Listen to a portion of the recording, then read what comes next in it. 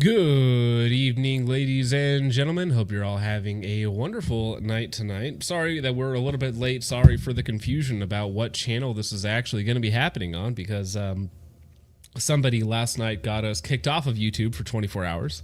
But that 24 hours was 5 minutes late, so we were intentionally late so that we could stream on the main channel, but we were already streaming on the second channel. So now we're streaming on the main channel, the second channel, and on Rumble to just completely ruin your feed for the night. But before we ruin the rest of your feed, how about we bring on some other people to help me ruin your feed? We got Richard Bones, who's still on assignment, almost done though, and then Mr. Dank, who sounds much better now for some reason.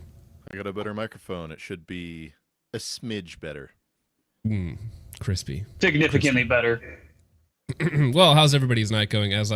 Tonight I am cracking a zero sugar Dr. Dr. Pepper Blackberry.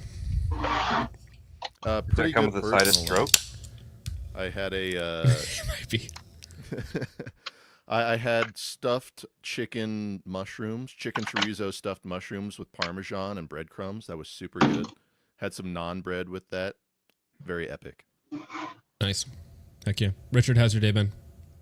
Wonderful. It was actually a break in the weather today, so I was actually able to go out and get some yard work done for the first time in over a week. It was lovely. Hey, I see Vintage in the chat. Yeah, it's been a little bit cooler here. Vintage having a very interesting day today, but we will get into that. No Monster. Yes. But I do have. I'm limiting my caffeine, so I can only have one a day. So I save it for stream, you know. As I started to get the eye twitches, and I'm like, okay, I gotta stop. I gotta stop caffeine when I wake up. Probably not the best for me. But Bones, how many days? You got 3 days left before you're back yeah. home. You can actually do stuff again. Yeah, How's I've it- got 3 days until I'm a free man. Been DOD maxing for the past 45 days since July 12th. We are almost done. I am super pumped. Well, what? 45 days out? Yeah. Yeah, I mean, it was basically a month and a half away from home here in the lovely deserts of Death Valley in Fort Irwin. Super fun time, super dry. It's like an oven outside. It was great. And we're almost finished. All the tasks are completed. Everybody's basically gone. And I fly out of Vegas on Saturday. Heck yeah. Awesome. You can be back to your loving, adoring fans. Yes. All four of Yeah. them in the server, in the right. Discord.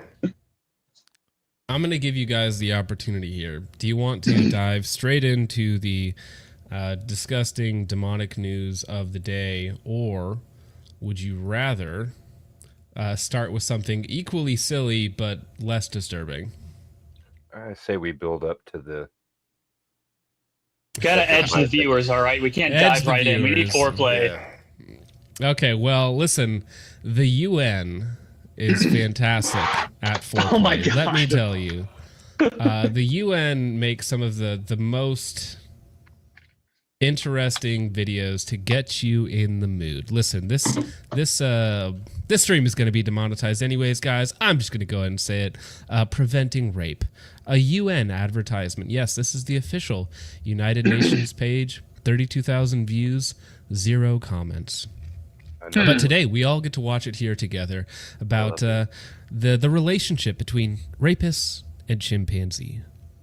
Welcome Huh? back. We continue our discussion on why men rape. Professor. Rapists are closely related to chimpanzees, except the chimpanzee has more intelligence. Chimps are smarter than rapists? Oh yes, the average chimp is much more advanced than any rapist. How can you tell? Well, ask any rapist why he rapes and you'll get a completely idiotic answer. You can never justify rape. I wonder who they're they're- Wow. referring Okay. Interesting. You can never justify rape. Chimpanzees and rapists are closely related. Ooh, I didn't do that. Brother. Richard. Damn. Ouch. I Yeah. was just testing it out, making sure it works.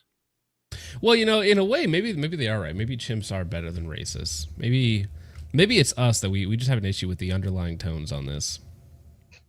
Well, to confirm, John, did you mean racists or rapists? Because you said racists. Oh, Yeah. did I? Yes. Well, I meant rapist. Sorry. Hey. I have other- think I am better than an ape. Okay, same. Yeah. But that, Yeah, just very- a little Freudian slip there. Very British humor in this video. Very weird that they're all blue. But very like, well, of course they're better than the chimpanzees are better. Very, very typical British humor. I wonder if that doctor on the couch also studies phrenology. So yeah, Have you- Ferdius, listen to these names. Ferdaus Karas, chairman of Chocolate Mousse Media and Culture Shift, launched a new animated campaign to prevent domestic violence and abuse. He said of the No Excuses campaign, I am very pleased to be able to launch the No Excuses campaign after 2.5 years of work by a group of dedicated volunteers in Canada, Holland, South Africa, Switzerland. Domestic violence and abuse are insidious problems that reach every corner of every country. These animated spots are not threatening or authoritarian. They do not further stigmatize the victims. Instead, the campaign uses humor and animation to create a range of messages that will cause behavior change by speaking directly to the abuser and being a catalyst to stimulate discussions in millions of households. Dude, so all you need to do, it's like Clockwork Orange, right? So you just you pin him up there, keep his eyelids open, and you show him these videos. Changed man, 20 minutes or less. That's true. You better not rape, or we're gonna make you watch this video. Oh, there's more than one? Rapist. No, oh, well. Oh, have okay. you I thought there was seen more than one. I'm sorry. Okay. Well, actually, I'm surprised you haven't seen these bones because there's one targeted directly at you, and it's soldiers and rape. I don't know if you've seen that one. Oh, that's a wonderful. No, I have not seen it. Though, do you guys know about the tea program the Army used to have? They tried to Why do equate you consent want to to join- giving someone a cup of tea. It was very silly. It reminds me of this a lot, where it's very, yeah, it's very strange. What does consent look like? Yes. Oh my God, I would love some tea. It's like, brother, Jesus, am I really getting an educational video on how to not rape someone right now? Yes. Yes, I am. yes. Yep. You need to I learn. am. Listen, adult male soldier in the U.S. Army, you, sir, need to be taught how to not rape and what consent is. Why do Very you true. want to join the army, son? To rape, sir. Why do you want to join the army, son? To murder. And pillage. And of course, rape, Days. sir. Never mind. Why do you want to join the army, son? To, keep the peace. Protect all women and children, sir.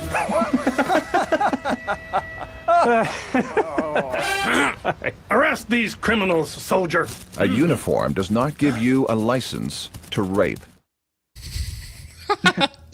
You want to You're join? right. You're right. It doesn't. Yeah. Super based opinion. Don't know why they Yeah. made the Wow. guy who was against rape such a loser, but Yeah, mixed Yeah. messaging with that one. That one always strikes me as odd, where he's like, he's like really unsure about himself. Like, oh, I don't know, guys. I guess Is maybe not raping? maybe I shouldn't. Maybe I shouldn't. Would you Wild. like to look at the gentleman responsible for those? No, which one? Furious Koss? Yeah, Koss? I don't even know how to say his name. I put his link in the private chat on the side. Let me grab it. Have any of you guys seen the Trump clip where he's like, I forget what the context is, but he says, women don't rape themselves. Someone's doing the raping. That's No way. Similar vibe. Have you not seen that? Yeah. Let me see. Actually, I might send it to you on Discord. Hold on. Give me a moment. I might have it saved. I create visual content that inspires change. Mr. Ferdaus Karas. I don't know. What a strange name. What a strange looking man as well. Well, I don't know how many millions of dollars he got paid to make these ads for the UN, but I also am skeptical about their efficacious nature, if that makes sense. Major press X. Yeah, press exit out on that one. Maybe they're just weirdos who like to, do stuff. And it's funny that they're explicitly not authoritarian. Okay, guys, believe them. They are not authoritarian. They wouldn't even dream of doing that. Let me see here. Dr. Fuzzy for 2, getting us started. Moonman will outbid me, but at least I was first. Well, hey, Moonman's not even here, so if you keep it down, You won't even have to outbid him at all. Thank you, Don't Dr. tell Fuzzy. him. Sephardic Psycho for 10 just drops the cross. So thank you very much, good sir. I hope you're having a good night, and God bless Sephardic. Although, you know, Sephardic calls himself a psycho, but I guarantee you he is not anywhere near the level of psycho as our next subject. Thank you for that, Sephardic. No one you know for 2 says Officer Nate Higgers is on the scene. Glad Mr. Higgers on the scene is a fantastic officer, always gets to the bottom of the case.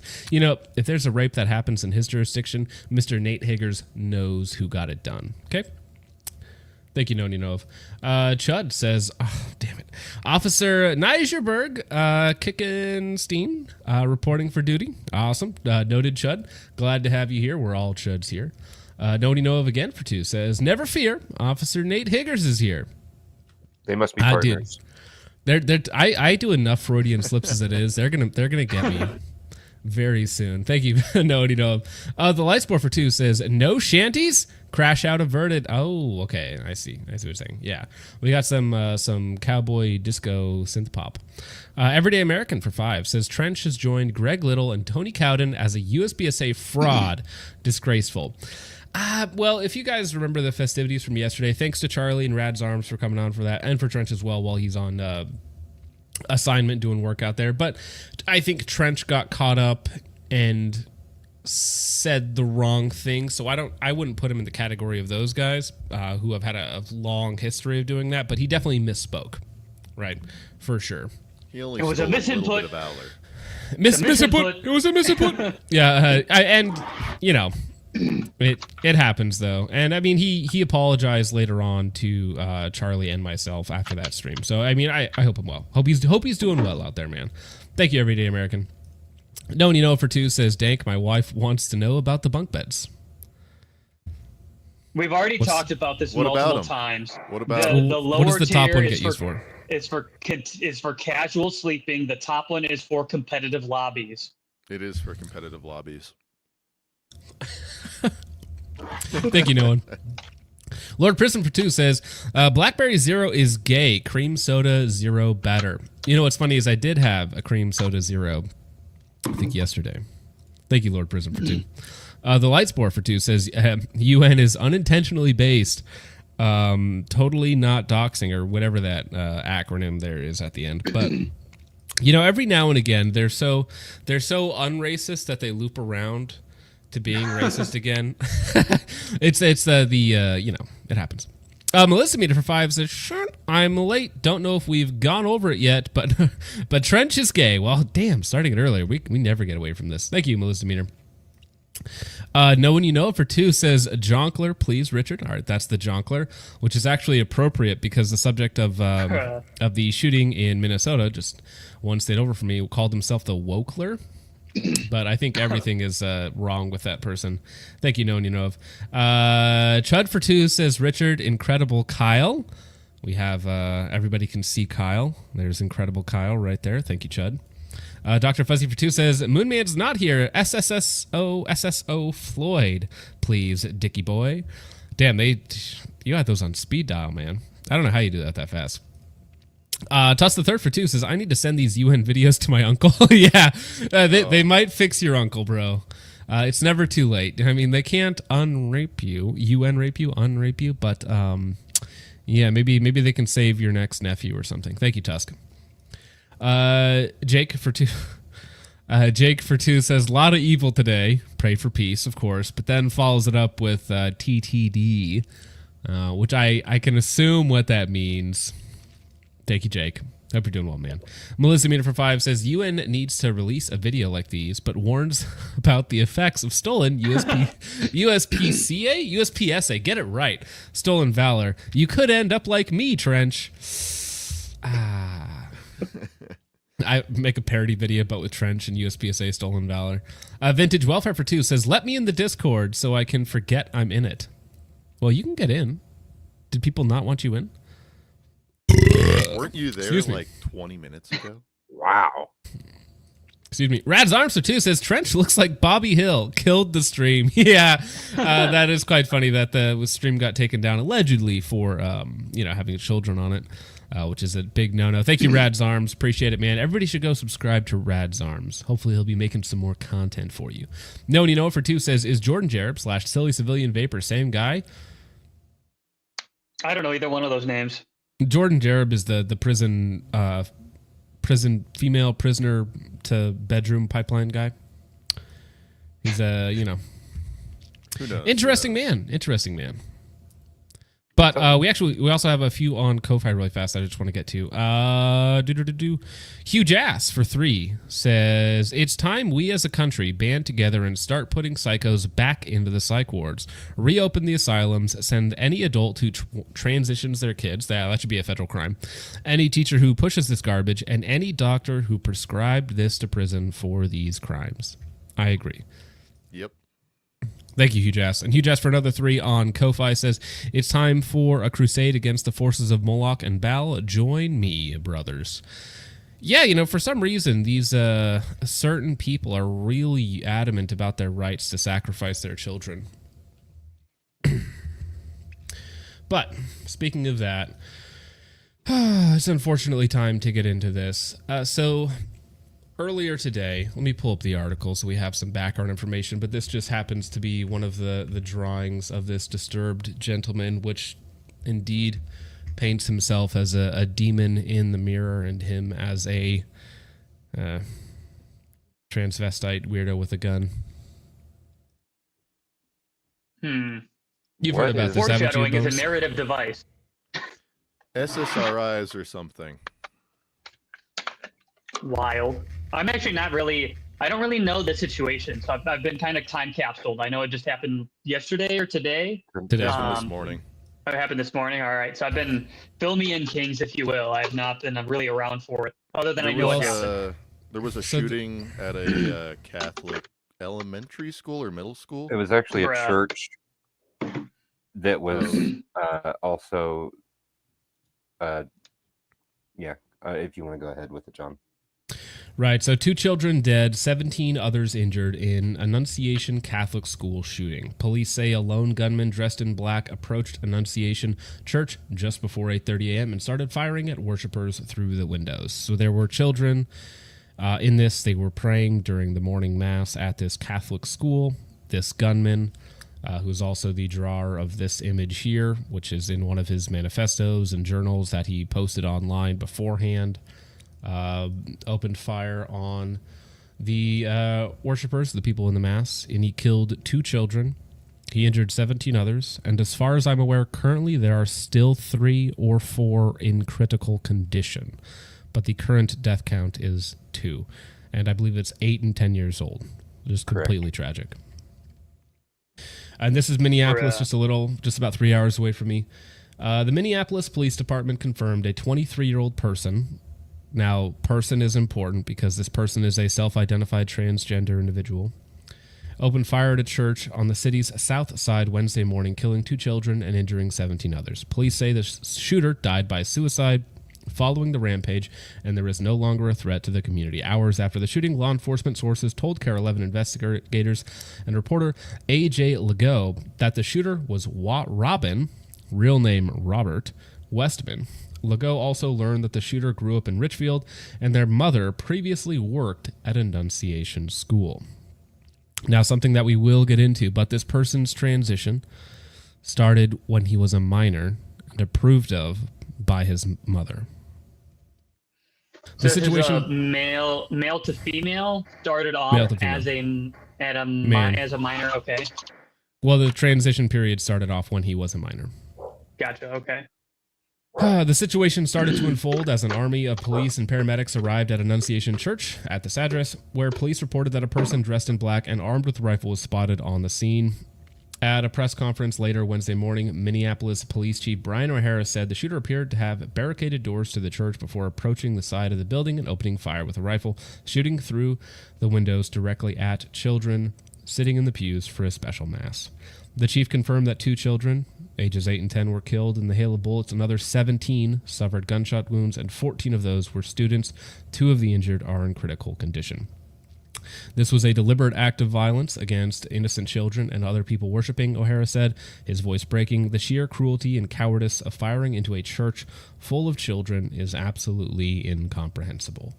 And the way that this is being framed is interesting, because if this happened to another demographic, I believe that this would be framed as either a terrorist attack or a hate terrorism. crime. Well, I agree with you, Richard. Yes, I agree with you, but that is not the way that it's being framed, though. So I'm just calling out the hypocrisy of that. I'd say it qualifies for both. Well, because he's intentionally targeting Christians, right? Mm-hmm. So, like, if I went to a black church explicitly. and shot up a black church, this would be a hate crime, right? This would be terrorism. Or if I targeted a synagogue, right? Yeah. O'Hara told reporters that the shooter, who came armed with rifle, shotgun, and handgun, did not have a criminal record. The chief acknowledged reports that the mass shooter also had improvised explosives, but said law enforcement found no bombs on the scene. Additionally, Westman left a vehicle, funny last name, left a vehicle in the church parking lot, which O'Hara said would be searched along with other locations. O'Hara went on to confirm that all 3 firearms were legally purchased by Westman and that authorities have no indication Westman acted with an accomplice. So, now, all these were purchased legally. Westman's 23 years old, so he can purchase firearms. I would recommend, and I don't think this violates YouTube terms of service, so I might be a little bit careful here, but I would recommend, if you own a gun store and you see a obviously mentally unwell person come into your store dressed up as whatever it might be, you should not sell a firearm to them. That would be my advice to you. I believe that that's a legal requirement, but I could be wrong. I'm not a lawyer. Well, I know there's something on the 4473 that asks about your mental health and stuff, and I believe that, unless I'm mistaken, unless states have laws against it, but I believe that any store can refuse service to anyone for any reason. Correct. Unless I'm especially mistaken. the FFLs. Yeah, so the FFLs can do that. Now, I don't know if this individual, hid their intentions. Obviously, they would have, or at least passed well as a, binary individual of sane mental state, and the gun store didn't pick up on that.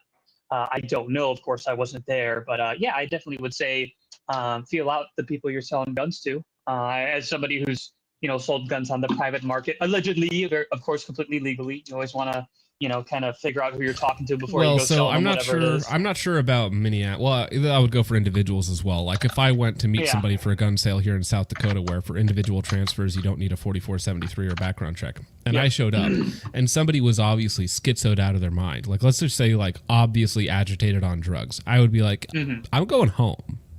I'm not. I don't need your money, police, bro. Actually, yeah, like this is simply not happening right now. So, what are the odds that this person actually went into a store and purchased these 3 guns? Well, it's 23, and they said they were legally purchased by him. That's what the article says at the very bottom. Right, but I doubt that they went in and like plucked one off of a shelf. I feel like this would be a type of individual who would avoid any type of confrontation or questioning. Could have been something else. Yeah, I believe it was probably most likely purchased online and then transferred through. I don't know, because the weapons in question are incredibly cheap. So it was most likely the bottom of the barrel, whatever was laying around. So I would not be surprised if some pawn shop or some gun owner saw this guy come in and was like, whatever, it's a quick buck, and then he takes the money from this guy. So the claim is currently, of course, this is very early. This is literally like 12 hours ago, 14 hours ago. Is the claim is that they were all purchased legally, right? So they are his guns. Which shit happens, right? People are, and it's unfortunate, but if people are unwell mentally, they are capable of lying and masking that and purchasing a firearm, and you can't. No, I agree with that, and I'm not claiming that this individual gun store did something wrong, right? Whoever sold them these guns, because somebody could come in and it looks like a weird guy in a ponytail. There's plenty of weirdos with ponytails, right? Or people with long hair, right? But like I'm saying like there are other signs. Like this is the 4th transgender mass shooter in the last I think year or so. And at some point, you just got to be like, maybe I personally, as the gun store owner, I'm just not going to sell to you. Like, you can go somewhere else. The alternative there is the gun store owner could be another Russell Fagan or Carl Casarda, right? Well, I mean, that's always possible that he was, sympathetic to that, because there are gun stores that are liberal gun stores that are liberal gun owners and business owners and whatnot. So it is possible for that as well. But to those people, I'm not really talking to those people though when I say I recommend that they shouldn't. If you mark non-binary on the 4473, you can get out. Yeah, it would actually be funny if the gun owner or the gun store owners themselves just cross that out. Like, hey, if they see somebody put that down as an option, they just say no, thank you. Hey, can we introduce rainbow flag laws like red flag laws? Rainbow flag laws. Maybe. Yeah, so I mean, this gentleman has all the kind of telltale signs. Defend equality with a gay AK owners stay taking these L's. Okay, jeez, man. We got the gay AK defend equality, and what they mean by defend equality is affirm my mental illness or I will kill your children. Yeah, it is violence to them if you don't think they are what they think they are, even though they're mentally ill. And we see here, I mean, this guy also, he has a obsession with other mass shooters, basically all of them. And I mean, he followed in the Christchurch footsteps and the one in New York last year where with white paint, you mark the names of your idols on the guns that you're going to use in this mass casualty event or whatever sort of statements you want. So for instance, on the magazines, he had like, sorry for the magazines, heavy topic, and I'm sorry that popped up now, heavy topic, but on some of the magazines he said like, where is your God now, kill Donald Trump, rip and tear, things like that. There's a part in one of the videos where he has a target with a I have that printout pulled of up as Jesus on the face. Yeah, I have that one pulled up as well. Well, it's kind of the delusion, right? It's like you're obviously a man with long hair and you try and feminize your voice, you think you look like this, but no. But you do not. Not at all. Andy, is it no or no? No, I believe. Andy, no. Okay. No. Well, Andy No has been really good about calling all this stuff out. He's very fast too. So I stole a lot of stuff from Mr. Andy No. So it's always a threat. This is Penny Flanagan, Tim Walz's lieutenant governor. She cares. You guys got to stop. This is a heavy topic, okay? If there's one time where you should not be donating on Ko-Fi right now, it's for this one, okay? Let this one go by and then get your kicks in, okay? Hold the donations. Hold them. Please stop. I'm trying to get through this. So this is Penny Flanagan, Tim Walz's lieutenant governor. She cares about trans kids. She will be governor upon Walz's victory. And again, this is from 2024 when they were still in the running. Protect trans kids.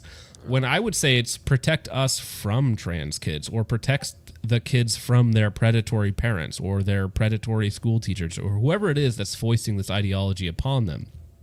Protect the kids. Yeah, leave the trans part out. This is not a natural thing. No. This is evil in satanic. Yeah. Well, I mean, listen, this is like objectively what was going on inside of this guy's mind, right? And this man is very far gone. Mm-hmm. There was an interesting little story I read, excerpt, I guess, of someone who was a trans individual and they had fully transitioned and kind of the discovery they made of how unhappy they were and how they felt like they made the wrong decision, right? It's a very common thing, but you don't hear about it very much because if these people come forward and say these experiences they have, they are ridiculed by their past community. The trans community says they're traitors, and then the non-trans community, or like the right, if you will, or that's how it's kind of labeled, gives them kind of the I told you so treatment. So there's a lot of this, like people will go through all these steps, think that it's going to be amazing when they're done, do it, and then are like, holy shit, this is actually awful. I regret all my decisions, but they stay quiet about it to just minimize the ridicule that they'll at least they think they'll receive from both sides. Yeah. Well, I think I think he was House representative. He said today, it's not kindness to affirm your mental illness, basically, or something to that effect. I might have to pull that up, but essentially that's what you get. It's affirming their delusion. You might think that it's kind, but it is simply not. It's like telling somebody with a broken arm, no, it's fine, bro. You're perfect just the way you are. It's like, no, you are broken, but we need to fix it. There's a possibility of getting fixed. There's a possibility of healing, of moving forward, but you have to actually experience the pain and get it fixed. You can't just deny reality. Yeah. Letting a mentally ill person mutilate themselves is not the answer. Dude, especially when we're very talking about unbased behavior. when we're talking about children, like starting hormone therapy at like teenage years and anything, bro. Like, not only should the parents be charged, but the doctor should be as well for administering life-altering hormones to a child who we do not allow to vote, we do not allow to drive, we do not allow to buy a gun, we do not allow to do many other things to participate in society. But you're like, you know what, kid? Let's chemically castrate them. I mean, basically, right? It literally is that. Yeah. It's evil. So further evidence here. I mean, we can go through his. I got to be very careful. Again, on YouTube, I don't know if I can even play his manifesto video, his 11-minute manifesto video. It got taken down. His original upload. Why I haven't. Yeah. It's dark. It's disgusting. It's disturbing. It is a man on the edge. It's very Reddit-tiered energy, but it's also heavy. Like when I watched it this morning, like I knew my entire day was ruined. Like this is just awful, right? And Jeez. This sort of like disgusting thing it's really, this sort of thing is happening to hundreds or thousands of people around the country, but it's really not brought to light unless these people do something horrifying like this, right? But I mean, there are other people like this that are suffering exactly like this person is suffering, and these people aren't helping them. They're just pushing that pressure, that pain under the surface until it bubbles up and they do something like this. So yeah, Robin Westman, the Minneapolis trans mass shooter who killed children during Catholic Mass, wrote anti-Trump, anti-Christian, racist messages on his weapons and ammunition. He also wrote the names of other mass killers, as you can see there on his magazines. Now, this man, obviously completely psychologically broken, he was just throwing everything at the wall. He mentioned Brandon Herrera. He mentioned Vintage Warfare by name, saying that he agreed with basically everything that they said. And obviously he was like Brandon Herrera. Well, it's kind of like Andrews Breivik, right? The Christchurch shooter saying subscribe to PewDiePie before doing his thing.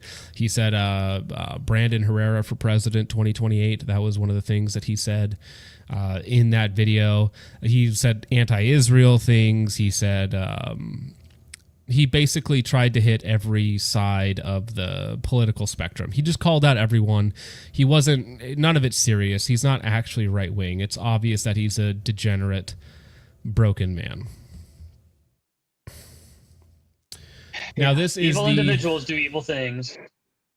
This is the Mayor Jacob Frey. Mayor Frey gave a speech about standing up for trans people at a press conference about the trans mass shooter who killed children during Mass at a church / Catholic school. Wait, this guy made a response saying, "Yeah, go ahead." Be kind to trans people. So yes, so this is him trying to stand up for trans people, calling out Christians after Christians just got killed, children just got killed at a prayer service in the morning. Trans people most affected. Christians. Imagine, I don't give a shit about mentally ill people. Stand up for Christians. Imagine if this was another group of individuals where, I don't know, let's just say it was a bunch of Jewish kids, and they're like, you know what, stand up for, it was a Palestinian who did this terrorist attack, right? They'd be like, stand up for the Palestinians. It'd be like, what are you, bro? Now is not the time. What are you talking about? Yeah, it's horrible timing. I'm gonna let this play. Wait, let me make sure you guys can see this. Okay, all of us. And I have heard about a whole lot of hate that's being directed at our trans community. Anybody who is using this as an opportunity to villainize our trans community or any other community out there has lost their sense of common humanity. We should not be operating out of a place of hate for anyone. We should be operating from a place of love for our kids. Yeah, maybe we should be protecting them from individuals like this. I mean, like, I guess I get where he's coming from, I suppose, where he's like, don't immediately group every single person who is trans as a horrible human being, I guess. I guess that's where he's coming from, and I understand, I guess, that mentality of what he's trying to say. I totally understand that, right? Yeah. But at the same time, okay, if you have a Muslim, okay, just take anybody, okay? If you have a Muslim drive over 50 people in a New York Pride parade or whatever it happens to be, right?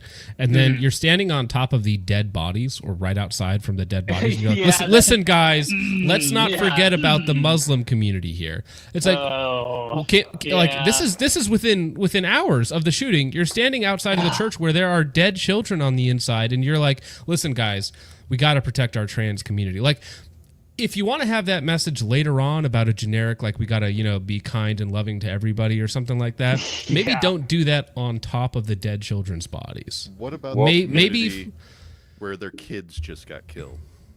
Yeah, they're hauling out body bags on stretchers as he's giving the speech behind. Fuck. Well, I mean, that would be a freaking Family Guy joke or a South Park joke. Yeah. Is like the mayor talking outside about how we got to protect our trans community as like the school is being emptied of dead bodies in the background or something like that.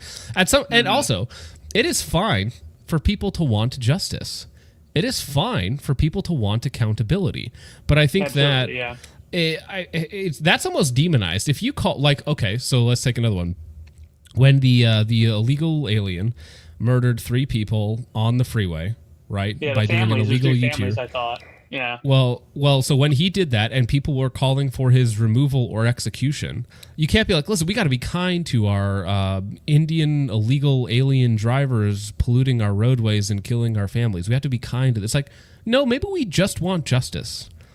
Maybe just bring justice back. Maybe that's what we want. Simple enough. Instead of being kind, we want our communities not to be shitholes. Yeah. What? That's crazy. And now, to be clear, now remember this. This is the Minneapolis mayor, Jacob Frey. This is him kneeling for George Floyd's casket. And this is after I don't have the clip of him saying that Christians shouldn't give thoughts and prayers for the situation. They need to actually do something, calling for like gun control for it. But remember, this is the same guy kneeling and crying for George Floyd's casket. Okay, somebody who moved to Minnesota, I wouldn't anymore. Somebody who OD'd on fentanyl. And this is performative. I don't think for a second this guy actually cares. 100%, yeah. Like, if you're publicly crying and kneeling at the casket of a felon who pointed guns at pregnant women, who OD'd on Fent for trying to pawn off stolen or counterfeit 20s, like, this is just pure performance to appease your black community because you're afraid of them, or you're afraid of your own people turning on you if you don't have the right amount of I don't know, bending over for these people or something. Well, they probably should be afraid. I mean, did you see what they did when they were just mostly peaceful? Well, yeah, imagine if they're somewhat violent. I mean, yeah, wait till we turn it up to violent. Yeah. All right, so this is a little excerpt from the video. The man named in a disturbing video allegedly made by the prime suspect in Wednesday's mass shooting at a Catholic church and school is speaking out and condemning the shooter's hateful and senseless act. Brandon Herrera, who again was called out by this person by name, a Second Amendment activist, YouTuber, and Texas Republican congressional candidate, responded to being named in the shooter's video in a statement emailed by his campaign to Fox News Digital. Herrera said, "I'm horrified by this clearly hate-motivated attack on innocent children and disgusted that my name came out of this demon's mouth." I think that is the appropriate response. Me and Brandon don't always see eye to eye on everything. We have our little issues here and there, but I think that was basically a perfect response. Now, this gentleman claimed to know Brandon. That is almost certainly a lie. That is almost certainly just a relationship. Well, it's probably a smear attack because he probably actually hates Brandon. And so he's attaching himself to Brandon Herrera as the person, as the politician, Brandon Herrera for president 2028. He is attempting to hurt his political career by tying him to a mass shooter who killed children, right? And calling out Vintage Warfare. Vintage, Austin, is a friend and a Catholic, calling out his name as somebody that you agree with and identify with as you go to murder Catholic children. This man is just a disgusting, demonic individual. Evil as evil could be. Yeah, very wild. I feel like there is something in the Bible about something evil will try to disguise itself as good. Something. We're getting an example of that. Millstone. Something. I don't know. Yeah. There's quite a few in the Bible about stuff. Many like such cases. this. Austin actually I texted Austin today. He's doing well, but That's good. I mean, it's an awkward thing. It's a terrible thing to wake up in the morning and have people sending you, "Hey, did you know you got called out in this mass shooter's Manifesto video?" Like, hey, he says that, like, he identifies with you. It's a terrible thing to go through. I wanted to message Austin, but I figured he was probably getting enough of that. So if you're listening, bud. Well, here's Vintage's statement on it. Yeah, Vintage is here right now. I mean, he could come on if he wants to talk about it live. I don't think he wants to talk about it live, but I would be happy to give him his time. Vintage Warfare says, "I had nothing to do with this. I didn't know this freak. Never heard of them. Never talked to them. That demon name dropped me and Brandon because he hated us." I 100% agree. They killed innocent Catholic children. Remember that Vintage is Catholic. Hated Catholics. I am Catholic. Go find another scapegoat. So he also, again, this is this Dr. Beck retard calling out, people are already blaming his parents. Do you know that he was living with them? Was he mad at them? Also, he mentioned the loving and kind people, Vintage Warfare, Warfaree, because he has an extra E on there. They didn't seem like that to me, which is obviously this guy is just trying to throw mud at the wall, muddy the waters by calling out, I don't even want to call them right-wing individuals, but like more traditional individuals, if that makes sense. So, talking about his childhood and his upbringing, Minneapolis trans mass shooter of Christian children, Robin Westman, came from a very liberal family in Minnesota who fully affirmed his transition.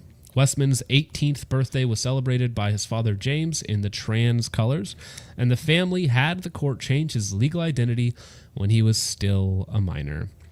The reason identifies as female and wants her name to reflect that identification.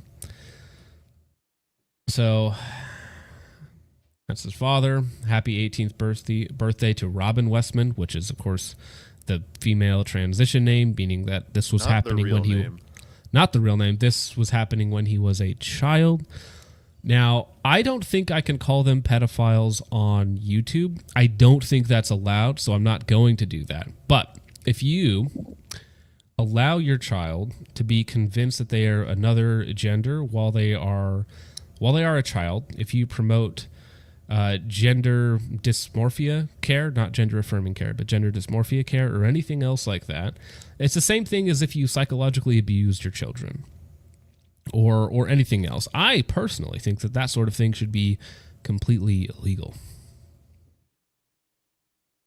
And yeah, and you can see minor identifies as a female and wants her name to reflect that identification. Signed off by her parents. Sold out by the people, literally the two most important people in your life to actually protect you from this sort of thing. Yep, they're supposed to protect you, and they gave in to your delusion instead. It's just a weakness, unfortunately, and a lot of these parents, they want to do anything to take care of that loved one of theirs. And a lot of the rhetoric is very divisive around these sort of topics. And a lot of what is said is, in this instance, right, like it was a male to female, it would either say you'll have a living daughter or you'll have a dead son. And it's your choice to pick which you're going to essentially have. And I think a lot of parents don't know how to deal with that emotionally charged statement, and they just give in, and it's unfortunately, it's a weak thing to do, but they do it because they think it's right, They think it's right, and yet the suicide stats don't change after the transition Before and either, after. because it is an illness. It's not. It's the mutilating your body does surprise does not fix the mental anguish. Does not happen. It's like people who have like phantom pain in like it's a psychological condition where their hand or their arm or their leg just hurts nonstop, right? And it's all in their head. It's just in their head, right? It's not actually like a physical condition. Like there's no nerve damage. I mean, this has happened a few times, but with this, parents are terrified of their children hating them, which I can understand. I can understand that. All right. However, you are the parent. We, as parents, I have 3 young children. We must do things that the children do not like. When my son is rowdy, we make him run. I don't care whether he likes it or not, right? It is good for him. So by the same token, if my son wants to eat a gallon of ice cream, even if he's mad at me for telling him no, I still tell him no. That's ridiculous. Right? I mean, that is quite literally your job as parent. It is not always sunshine and rainbows. And listen, I haven't even gotten into the teenage years yet. I'm sure it's going to be miserable when they're teenagers. But guess what? I still have to make sure my daughters aren't whores and my sons are good young men. You could go big-brained with this and let him eat the ice cream and then make him run. Oh yeah, just make him throw up. I mean that is an alternative method of teaching children the consequences of their actions, I suppose. But either way, that would still be I am trying to influence them positively, right? Teach them something rather than giving in to them, right? It is not my job to give in to my children and allow them to make their own decisions. That is simply not the case. If you wouldn't allow them to get a tattoo, why would you let them to cut their body up? I simply can't even imagine how that's possibly legal to chemically castrate a child. I simply do not know how the doctors that do it. How does that not violate the Hippocratic Oath? Like just on its face. It does. Yeah. It's like I don't have kids or anything, so I'm not a parent.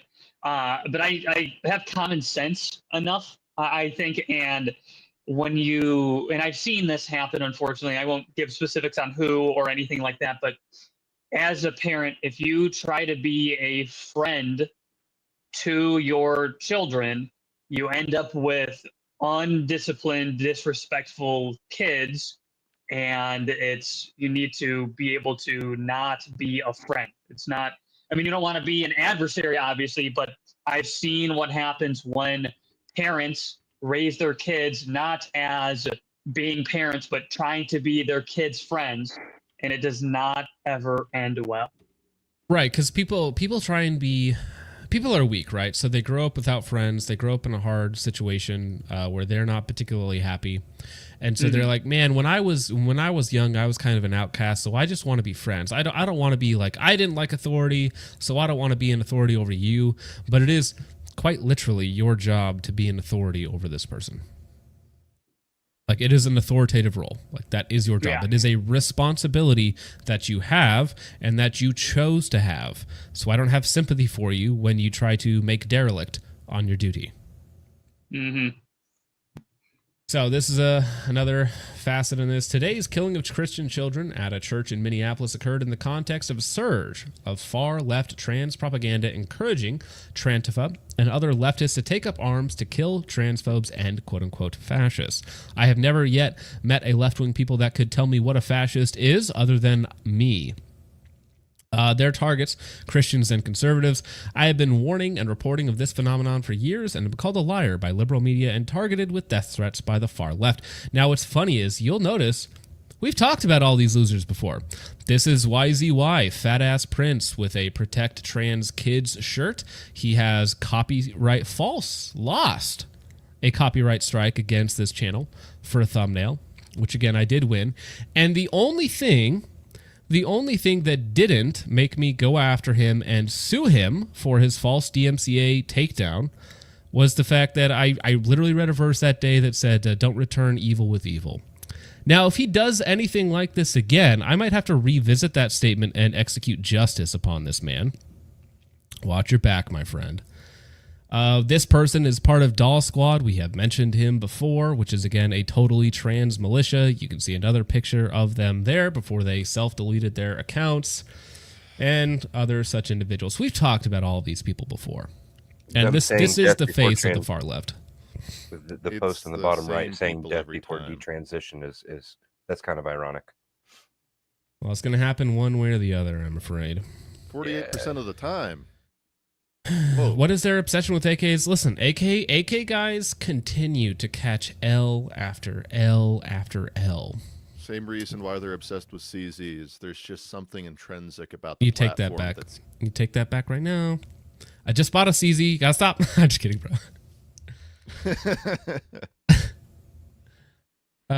Yeah, I mean, many such cases, and this is their actual art. Like, if you get down to it, this is what they'll tell you. You know what? I'm trans. I'm gonna come out. You'll never be a real, right? Words, right? They phrase it as a fist, but words. You'll never be a real man. You'll never be a real woman. You are simply a mutilated person, a broken individual. Your psyche is shattered in a million pieces and will never be put back together.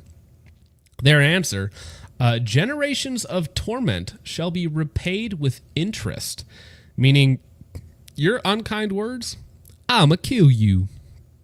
I'ma kill you for being mean. Generations torment? What are they talking about? Well, it's funny that they say generations of torment, but they don't reproduce in generations. It's actually not possible for them.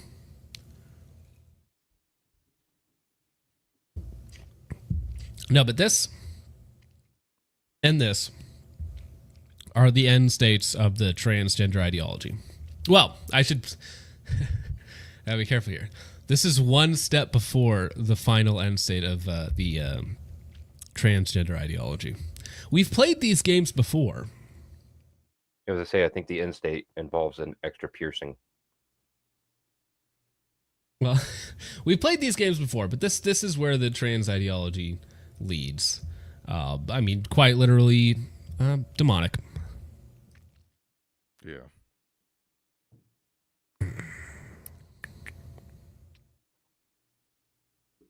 I mean, I'm trying to see. I have the video pulled up, but I don't want to pull up the video.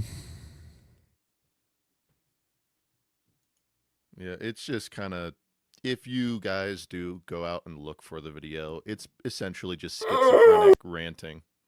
It is very, very disturbing. Is this the manifesto we're talking about? This is the video That's here the in video. question. It's just, I have not seen. Immediately, it screams sanity. Well, so I don't even think that I can play this on YouTube. I think this is actually banned, but you can tell that he's mentally unwell. He claims that he's dying of cancer, completely undiagnosed.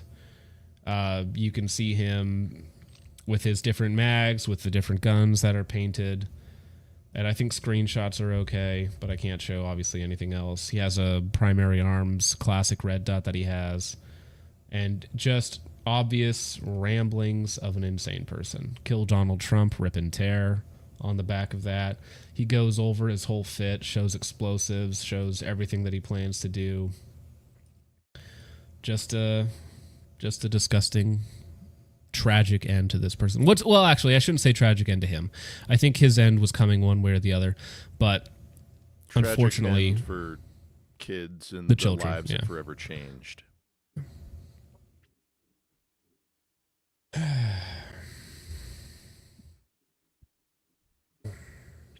Well, that wraps up that segment of the show, gentlemen. I don't think we're going to talk about that any further. We're gonna kick through these the donations that you guys sent in for that, and then we're gonna move on to lighter subjects. That being Aimpoint releasing a Gen 2 of the worst red dot of all time, and then a few other lighter topics. So if that was too heavy for you, stick around. If not, I'll see you guys later.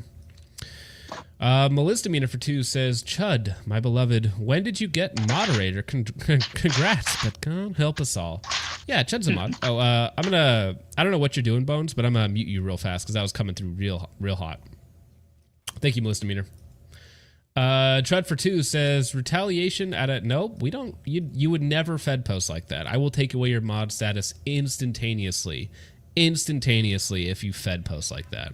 Do not be retarded. Absolutely not. Basecamp for $2 says, "What's up, boys? I'm late." Yeah, we're hanging in there, man. Not a great day. Thank you, Basecamp. Hope you're doing well. Grinder for 5 says, "Transvestite weirdo with a gun." Great. We're going to talk about Trench some more. Grinder has way too much information on Trench. That's all I'm saying. He seems really invested. Wish this time was down. All right. Everyday American for 5 says, "We're church-going children, the fascists that the left keeps urging and outright calling for violence against. Is this the fascist takedown we needed?" Well, that's the thing, right? It's like, well, hey, I'm gonna take on the man or fight the power or something like that, and then they go and murder children and then take themselves out. Everyday American for 10 says, "Add more pronouns to the 4473 and auto-deny anyone who marks a box rather than man or woman. And then if they try again and mark a different box, arrest them for lying on a federal form. Easy fix." That's a, interesting move. Ladies and gentlemen, we got him.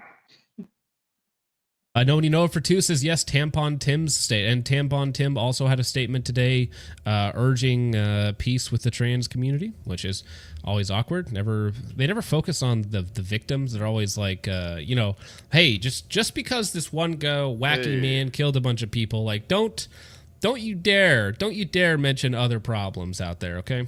We got to be nice to the aggressors. We got to be nice to the people committing the violence, not the victims. Come on, guys. They did something very, very similar after the Pulse incident.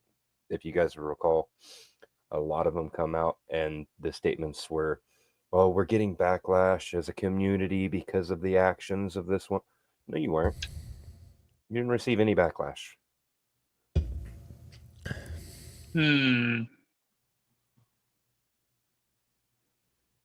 Amara for 2 says, "Good evening, my straight fellow cigaros."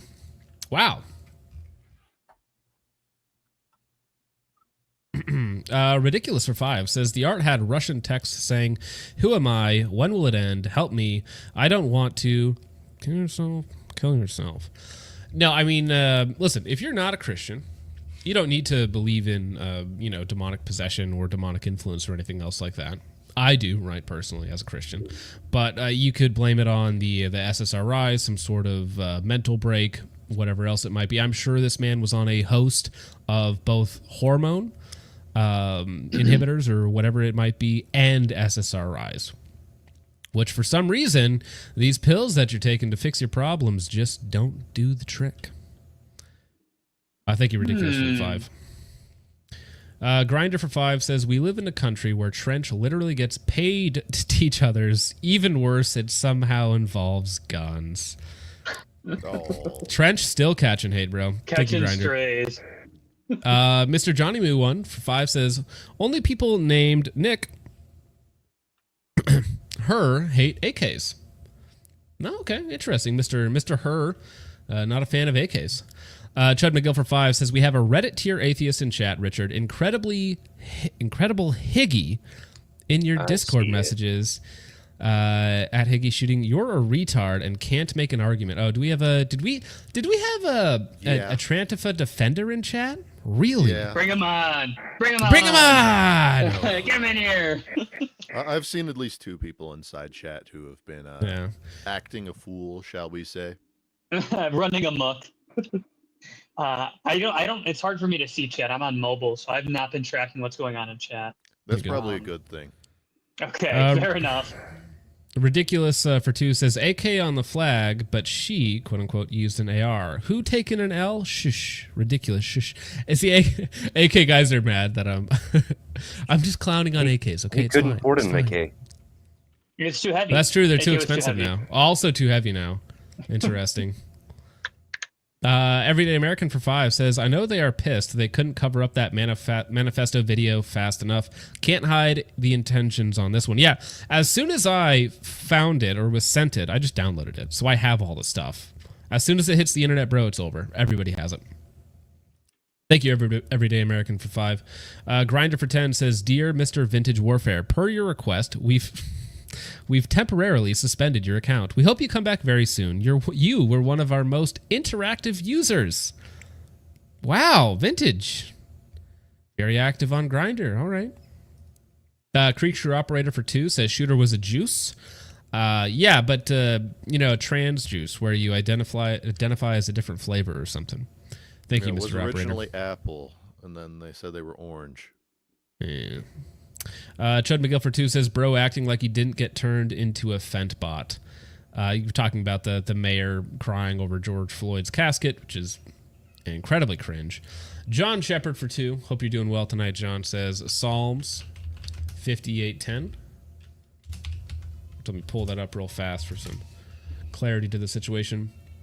Well, yeah, so this is one that's good as well. "The righteous will rejoice when they see they are avenged. They will wash their feet in the blood of the wicked." Which, yeah, people don't like to talk about the not so nice side, the justice aspect of Christianity, right? You'll see leftists or atheists say the thing like, "Oh, you're supposed to be like generically nice according to my moral values, right? That's what you're supposed to be, right?" It's like, but you don't even believe what I believe. So how could you tell me what about my beliefs, right? Thank you, John Shepard. Grinder for 5 says, "You can have a living daughter or a dead son." Wonder what Trench said to its parents. Thank you, Grinder.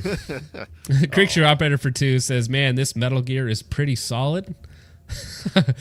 Wow. Thank you, Creature Operator. Subartic Psycho for 2 says, "Matthew 18:6. Fair enough.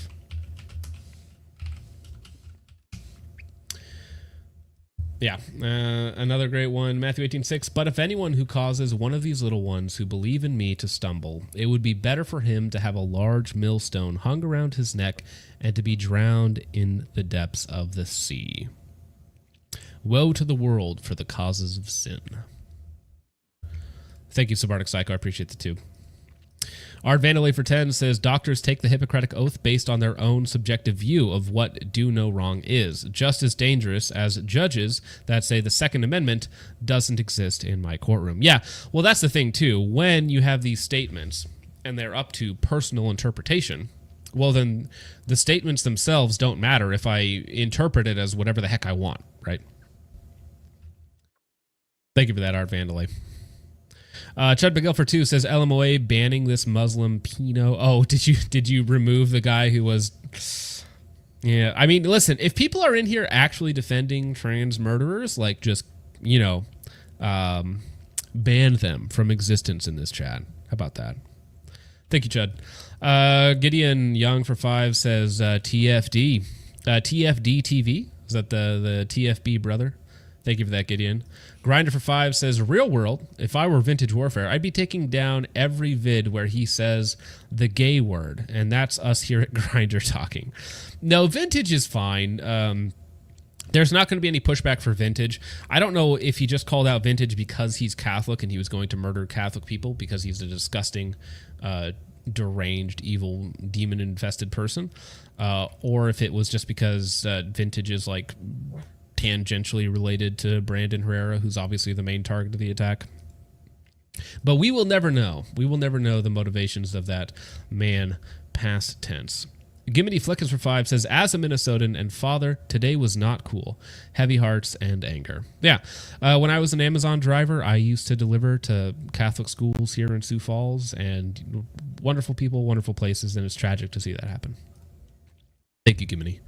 Chud McGill for 5 says, "Sorry, my B King, sorry about the Fed bus." Yeah, you can't call for death in chat. You just can't do that. That's a no. Nope.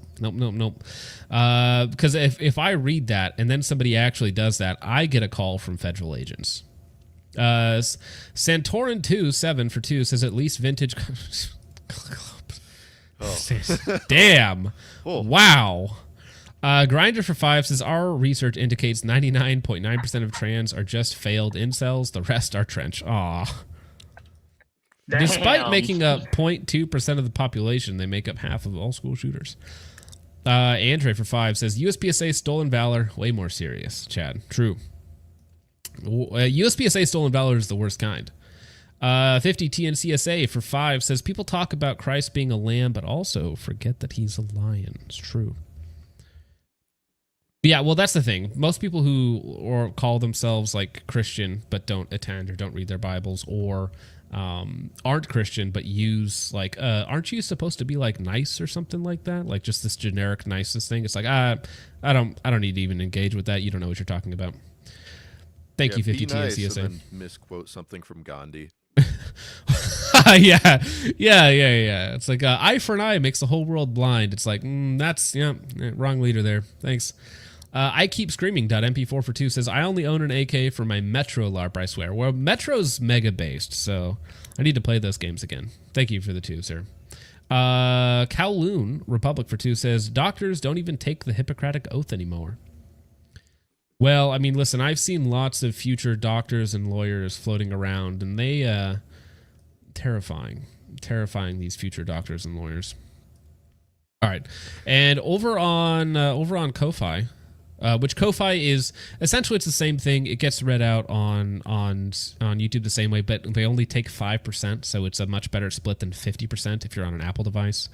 Absolute Moonman over on Ko-Fi says super chat's broken ?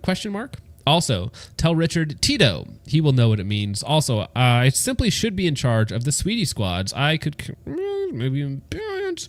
Tranny rates would drop like a stone.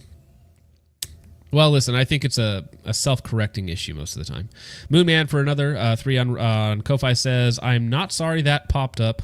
This is the price of your hubris. Yeah, that's the bad part. It's going to happen at the worst possible time. I'm going to have anime girls dancing on my screen. Glow So Bright on Ko-Fi, thank you, sir, says, protect trans kids. 2A for all. Hashtag arm the dolls. Hashtag 161. I mean, yeah, when they say 2A for all, like, keep in mind that this person is one of those people. Dr. Fuzzy says, as a Minnesota resident, many of the quote-unquote churches here fly the rainbow flags. I imagine those that don't become targets by these sick people. That's probably a good point as well, that they'll target out the churches that haven't caved. That's sad, but yeah, that is actually probably a good point. Well, this person's mother worked at the church, at that same church, correct? That she retired. Well, yeah, so that was probably related because his mother worked at that church at one point. Yeah. Moonman on Rumble says, they say geldings were the happiest men in Rome. Othar, simply remove them, family jewels. They get to not be degenerates. We get to play Operation. I see what you're saying. Yeah, eunuchs. Eunuchs are a effective solution to a lot of these problems. Amar says, good evening, my federal heterosexual siggers and siggeros. Huge Ass on Ko-Fi says, it is perfectly reasonable to feel hate for a demographic that is prone to child murdering. I'm not going to say you're wrong. Well, I mean, listen, is it wrong to call out certain groups of people for bad behaviors? I don't think so. Am I crazy? No. I think you should call out all groups for bad behavior. Moonman on Ko-Fi says, the mayor is Jewish. I recommend giving him a field trip in Minecraft. This is financial advice, and you will not go to jail, pinky swear. Thank you for that, Moonman. And then Huge Ass on here says, on a different note, Trench is mega retarded. Imagine how retarded his soldiers are after he's done training them. I am sure Trench is a good trainer and instills only the best values in our future soldiers and warfighters. Okay? I have it on good authority that Trench is an excellent knowledge transfer specialist, sir. Okay, so we'll move on to a lighter subject. All right, Aimpoint. They were hyping up this release, okay, for like a week. They're like, listen, guys, August 27th, we got it. Something new is coming. It's going to be a big, big deal, okay, guys?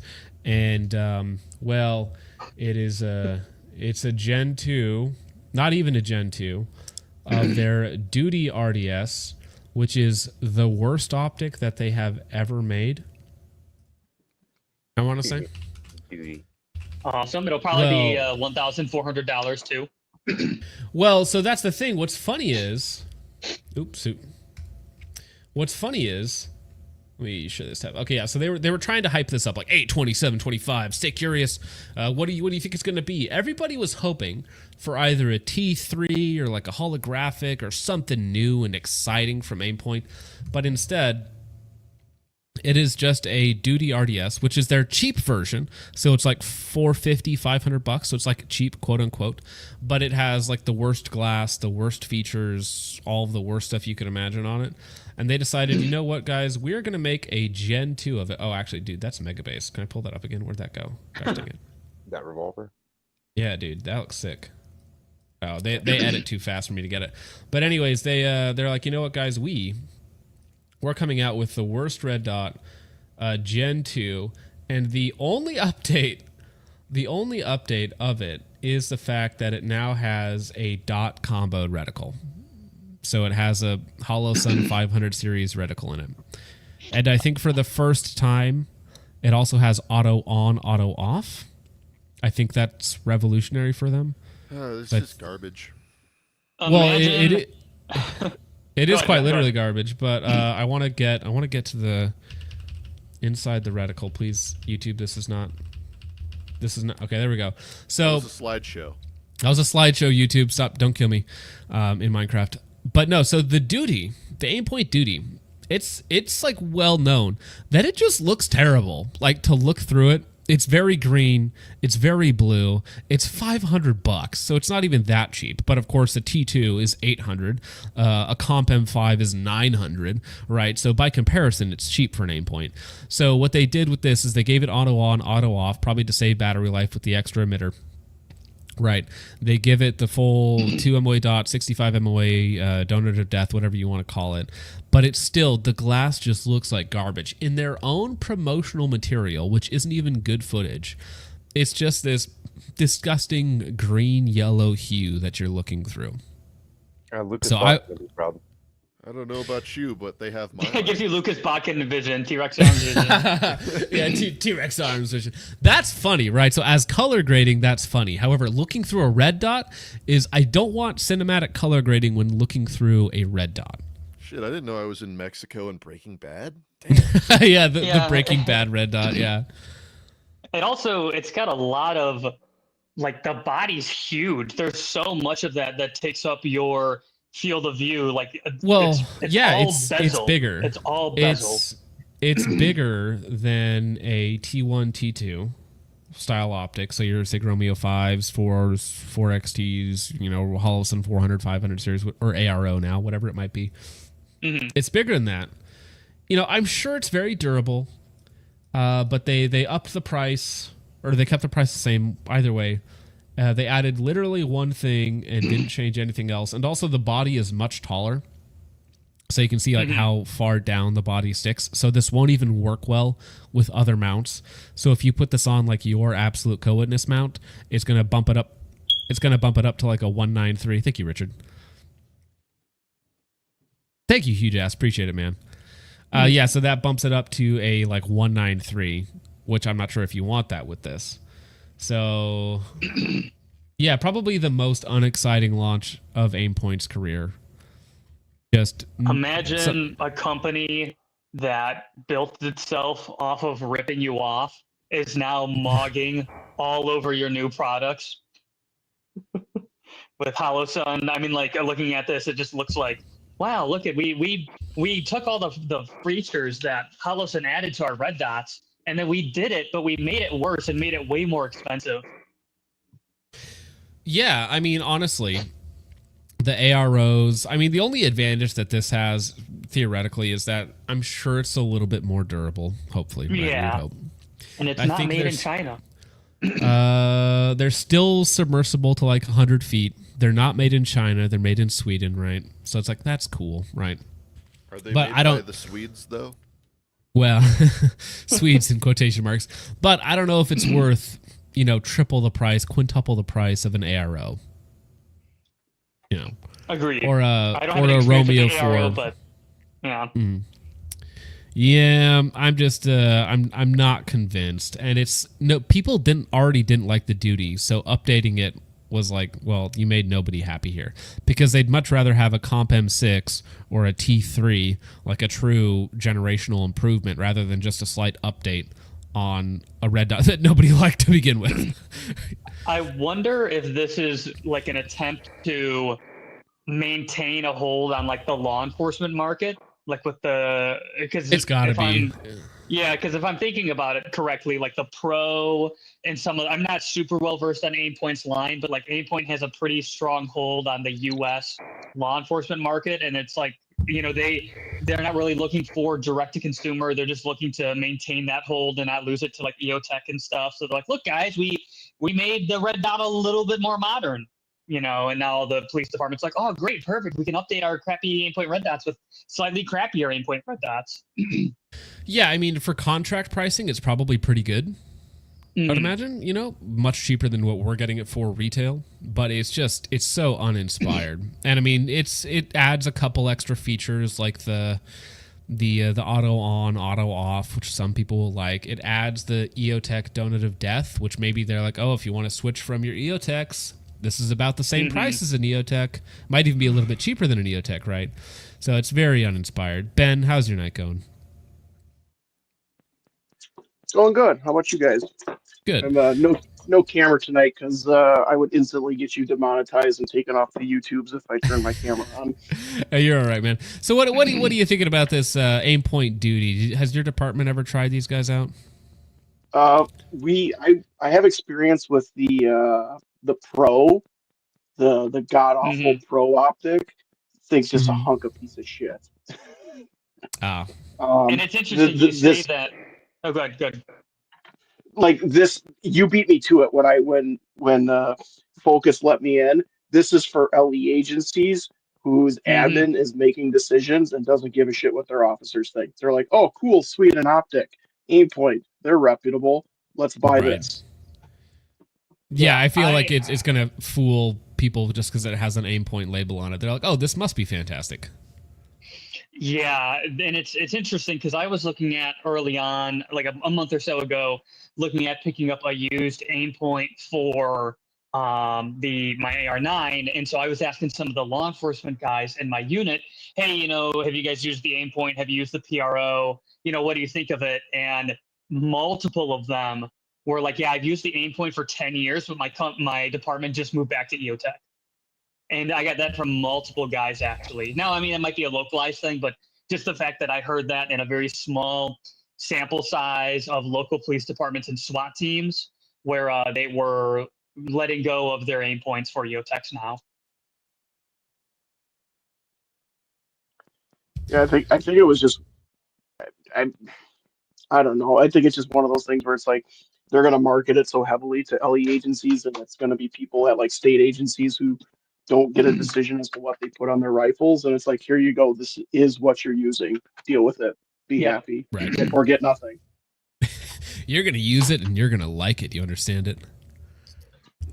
Well, I mean, like go ahead, I'm sorry. From the procurement side, if they don't know what they're looking at, I could see them buying up a bunch of these and slapping them on FN Guardian rifles and being like, hey, it's an Aimpoint dot on an FN rifle. That's top notch. I mean, at least they used drippy rifles to market it. Like you got the LWRC piston rifle, you got the Geisley URGI over here. So they used drippy rifles for the marketing, which is good. I did appreciate that. Now, speaking of a product that I might actually buy it tonight. Okay, this is on pre-order. I don't recommend pre-ordering stuff. This is SMS Laser's Trinity. For $320, it is a V-cell based illuminator, IR combo, night vision unit. Now I have, it might be behind me. It's probably underneath that sheet, but I'm not going to touch it because I want to make sure the stream stays up. But it is a V-cell based IR illuminator Viz laser combo, $320. Their previous laser, the HFXC, this one is actually a super solid unit, 4-in-1, $250, full power, like ridiculous power. Very cool for $250. Now, if you're not a night vision nerd, it's not going to be that exciting. But essentially, with this pre-order, they are coming out with something that will compete with size, form factor to something like a Raid XC, a Maul, a Holosun Iris for $320, which is half the cost of the closest competitor being the Holosun Iris. And again, their previous entry, if it uses that same technology, just with an updated body, way more ergonomic design, so you have a push-button slider for your throw, you have your power buttons, you have your mode selector on the left. It only comes in at like 6 ounces, and it's an inline laser, so directly over the bore, which is super advantageous for AR users.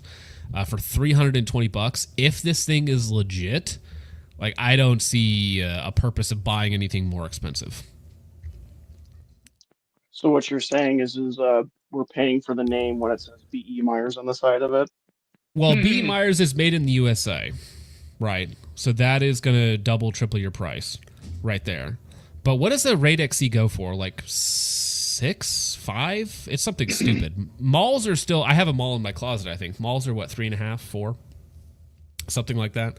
But Jesus. if this thing does what it's supposed to do, it's almost a direct replacement. Now, Chinesium, right? But 10% the cost.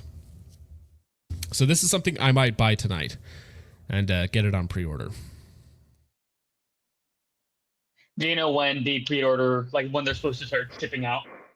Well, it says ships 35 days after pre-order. So that means that they're probably getting assembled right now in China, and then they're coming over by boat or whatnot. So, yeah, next month.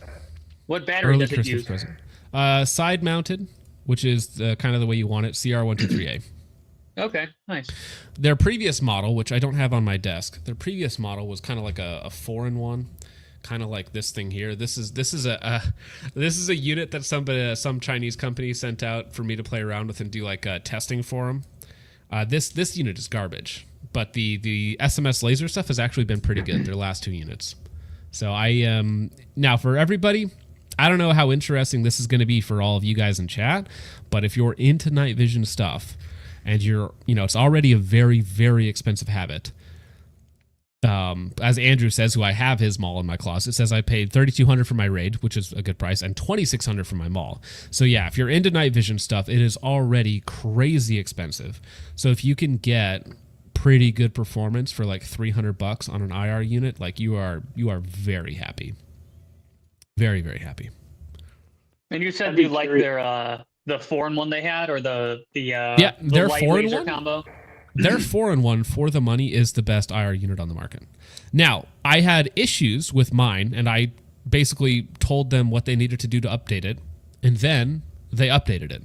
So on the initial model, the HFXC or whatever the name was of that, I hate the name, but whatever the name was on that, like you couldn't adjust the illuminator and the laser power separately. So if you put them both on full power, you would have like a 2-foot laser beam, right? Full power laser beam. And then, so it would just wash out in your illuminator. But they simply updated it to where you can adjust the power levels separately. So you can fine tune and have a nice crisp laser with your big powerful illuminator, and you can do all the things with it, right? So that's what and there were some other little issues with the initial model, but for $250, like basically a steal at that price.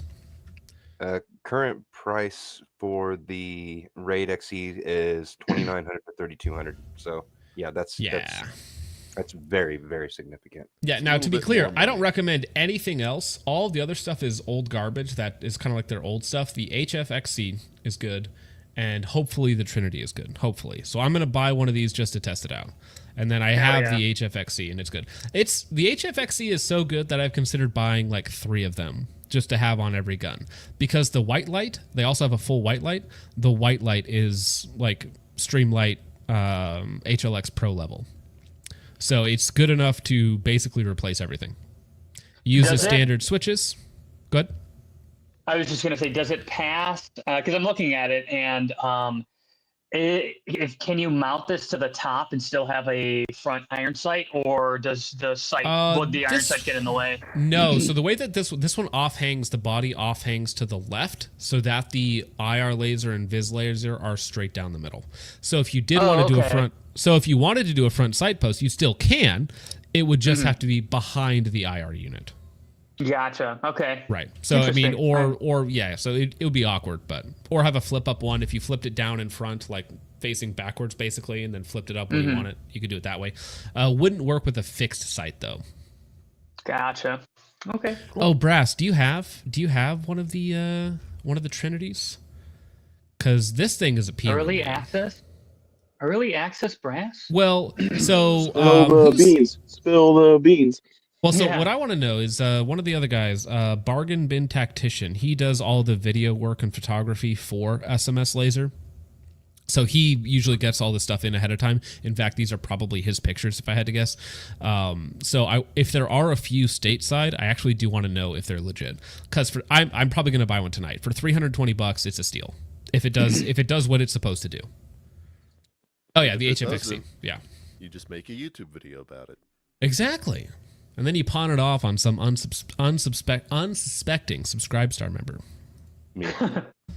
This is a very niche. This is a very niche scenario, but like on the diving board mount I have on my bolt gun, I've got a PEC 15 up there for illuminating and marking targets when I have a clip-on night vision device in front of the scope, and it's a pain in the ass zeroing that frickin' PEC up on that diving board because the height over bore is wicked high. Yeah, it's an absolute pain in the ass. And yeah, so that sounds miserable. Having something that's center lined with the rail, that would be pretty nice. Actually, for even if it's a piece kind of a junk illuminator or whatnot, but having that laser center line, so when you're pointing at something, you're actually pointing at what you're looking at. Yeah, no, and I like the inline lasers. I know some people like to have, like Bones was saying, like to have a front sight post or whatever in front and then have the IR unit like right behind it, basically, so having an offset allows them to get that laser past it. But for most people with quote-unquote modern setups, if we don't have a front sight... Hey, I never said that I have I'm just saying. I'm just asking. I was asking, okay? I've seen some front sight blocks, okay? Right.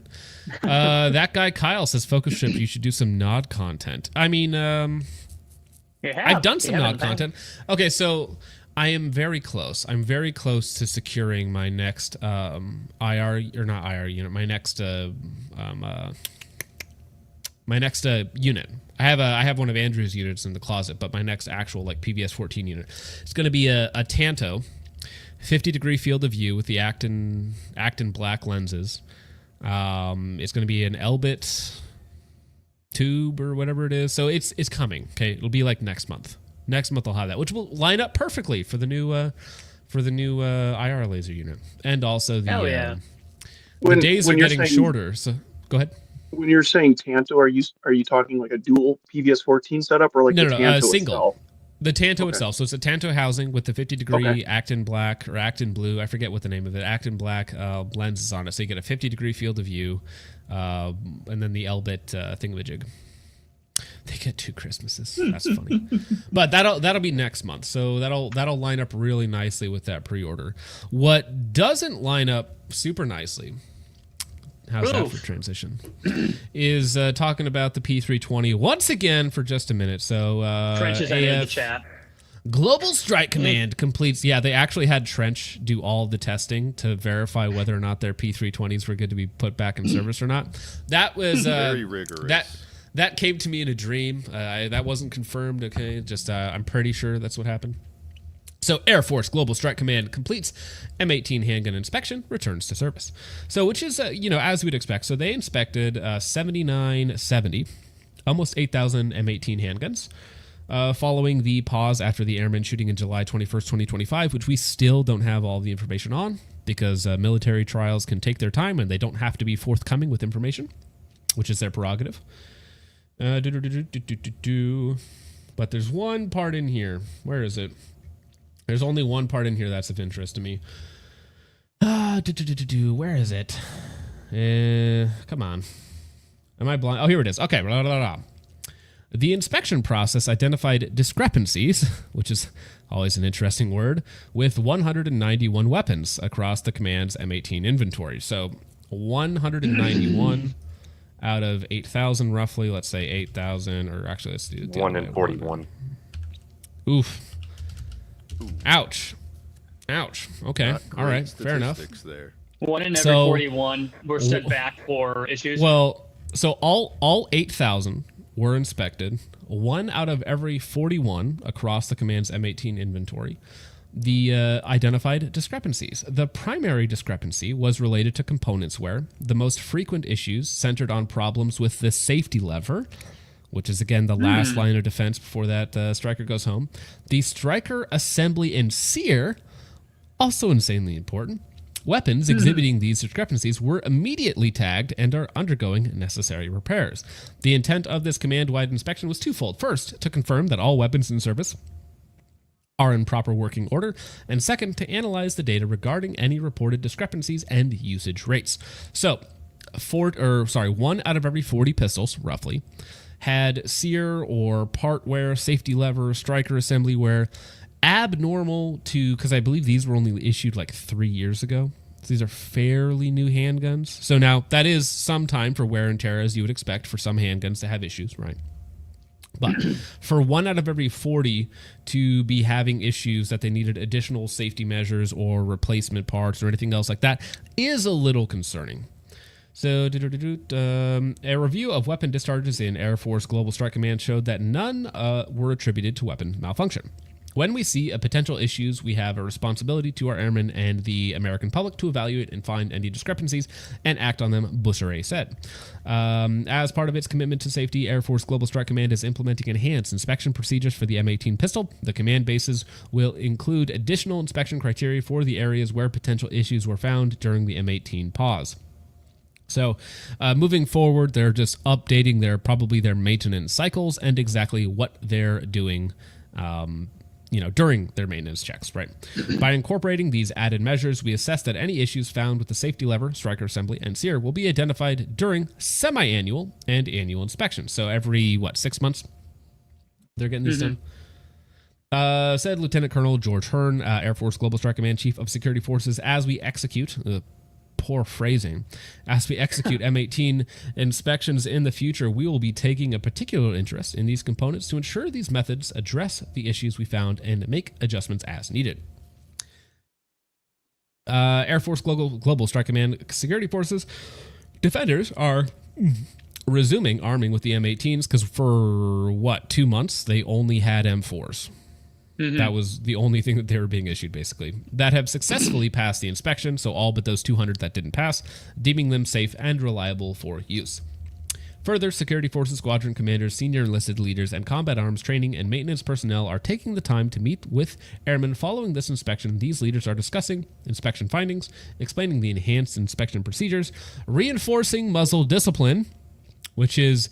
very important. Regardless, everybody can agree, regardless of your take on the P320 or the M18 or M17 or SIG themselves, everyone can agree if you don't point the gun at the person, regardless of if it goes off or not, it doesn't kill somebody. Everyone can agree except for Black Rambo. Bro. Okay, well, hey. Hey, don't make it about race, man.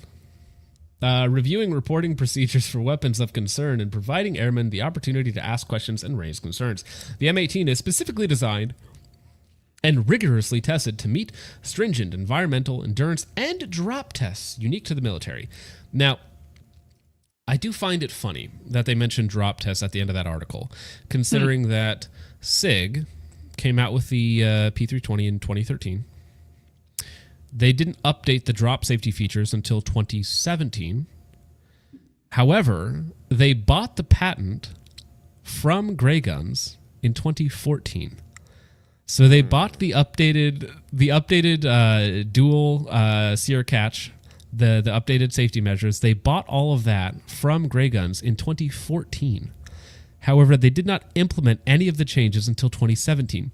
So I would say it seems that SIG objectively knew that the guns were not drop safe for a number of years before implementing the change. And remember, Gray Guns also knew they were, because in 2014 he, designed, or even earlier possibly, right? That's just when this transaction took place.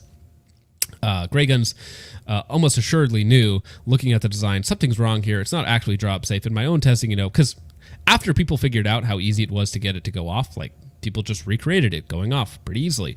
Gray Guns knew about it in 2014. SIG did not make it public until 2017, and then they had their voluntary upgrade program when, again, they already knew that it was defective for the last 3 years at that point. Now, do you think that they could be held liable for any instances that happened during that 3-year time frame between 2014 to 2017 when they had already purchased it but hadn't implemented the fix or said anything to the public? It's very possible. Well, because this is all going to be used in court. It's all being used in court right now. It's very important to note that the last cases that have been settled, SIG has lost. So that is the most recent cases are SIG losing. So, and there's still, 31 cases ongoing or something stupid like that with hundreds of defendants. So all of this stuff is going to be used in courts, in settlement agreements, in whatever it might be. It's all going to be used going forward. And that more and more of this information comes out, the more ammo, quite literally, you're giving to Mr. Zimmerman, who is the master lawyer behind winning against SIG. I think he's won 4 cases so far against SIG. I think it's going to be interesting if some of the YouTubers start popping up in the actual court proceedings.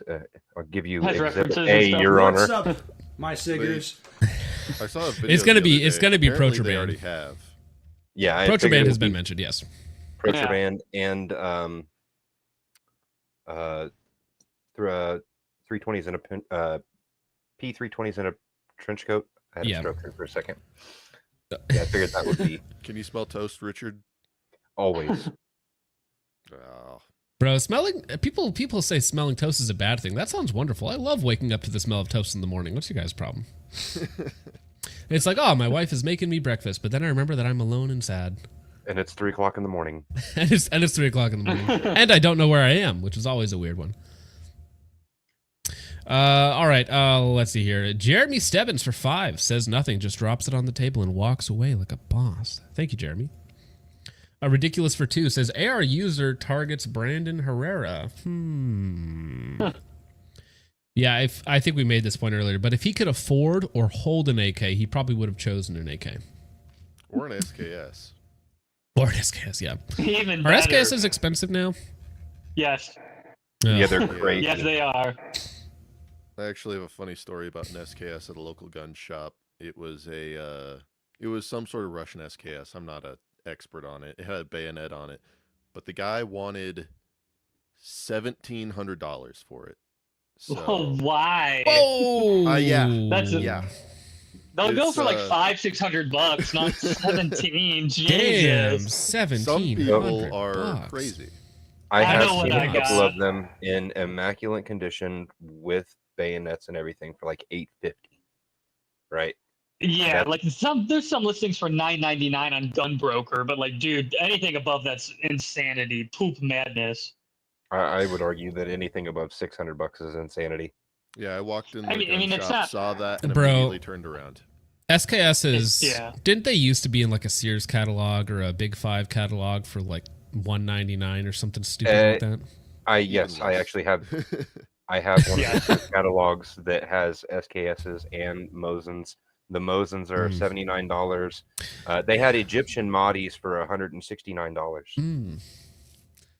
Yeah, so they were very cheap before, thanks Obama for banning all the imports, and then Trump never did anything about it. Yeah, I'm still kicking myself for not buying the Czech VZ58s from Fleet Farm for like $150.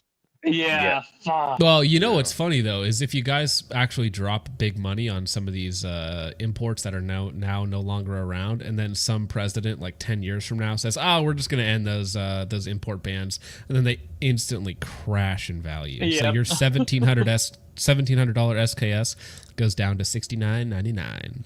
Hopefully, I'd be okay with that.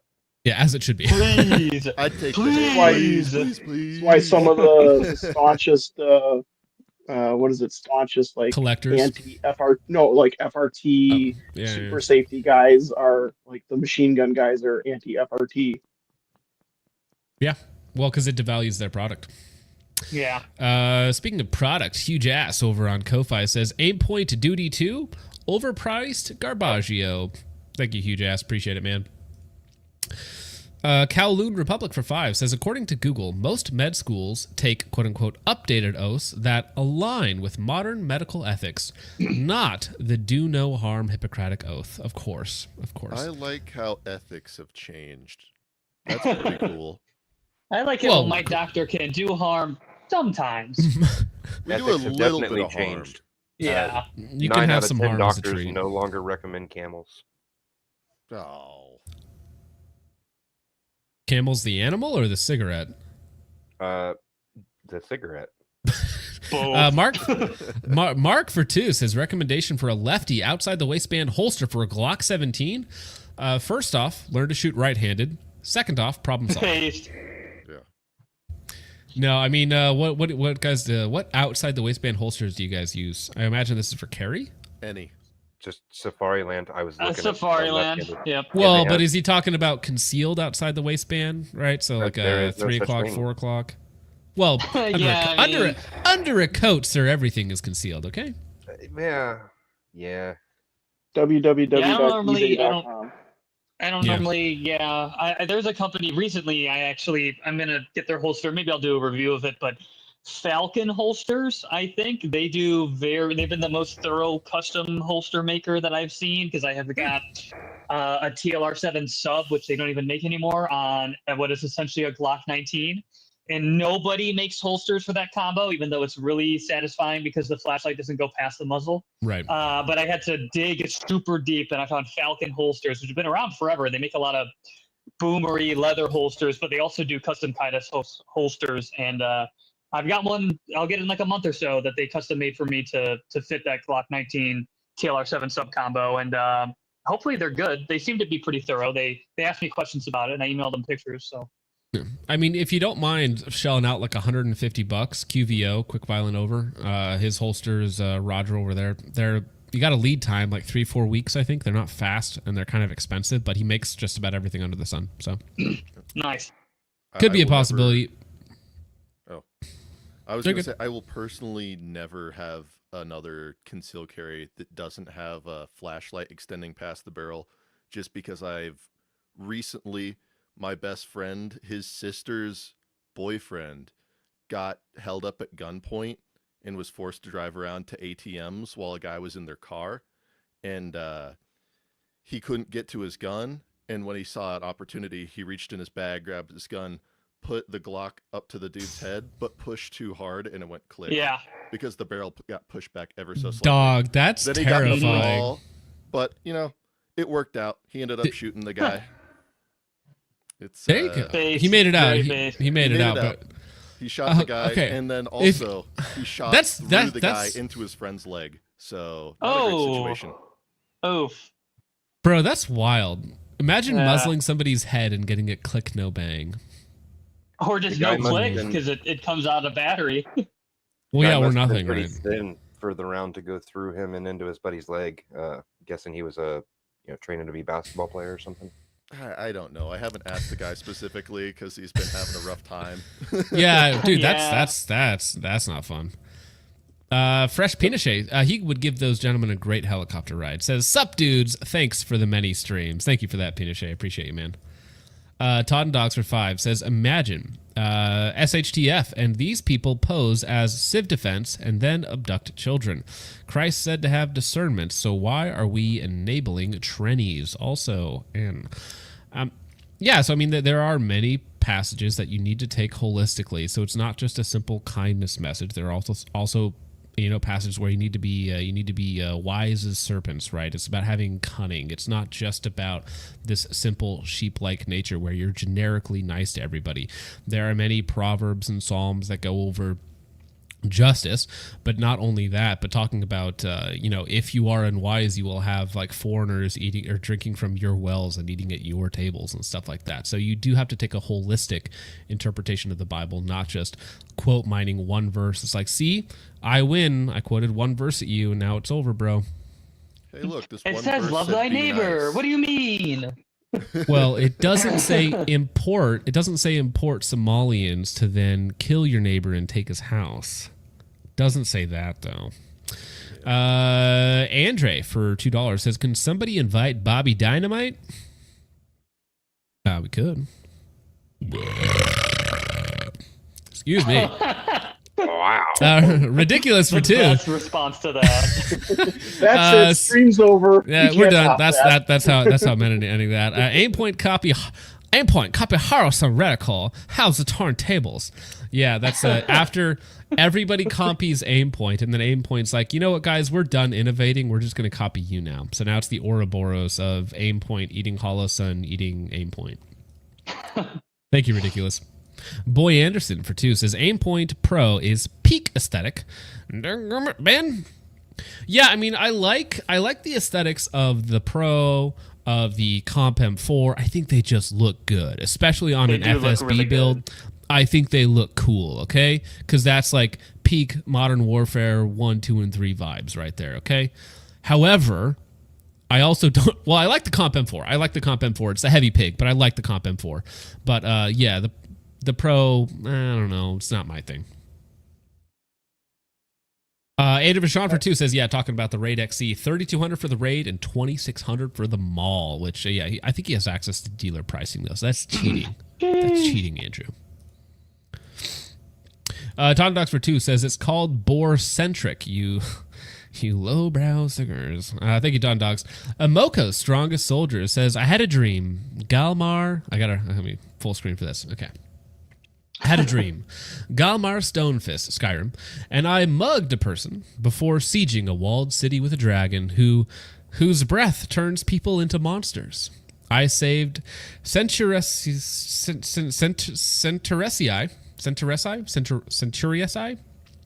from the keep, then was sent to a Skyrim Anivmeet. Interesting. I think you've been playing too much Skyrim, my friend. Thank you for that, Amoko. Andrew Patu says, thank me for my service, Sig. Thank you. Thank you. Boy Anderson for 2 says, Molat Vepper 545 wood furniture used to be $600. And yeah, 545 used to be 9 cents a round. You get 1,000 round cans for $90. Yeah. 22 long rifle prices. Basically, yeah. Castigar48 for 2 says that dude had blue eyes, blue over there and there. Chud for 2 says I bought a T-Rex IWB for my 34. Am I now gay? You're IWBing a 34?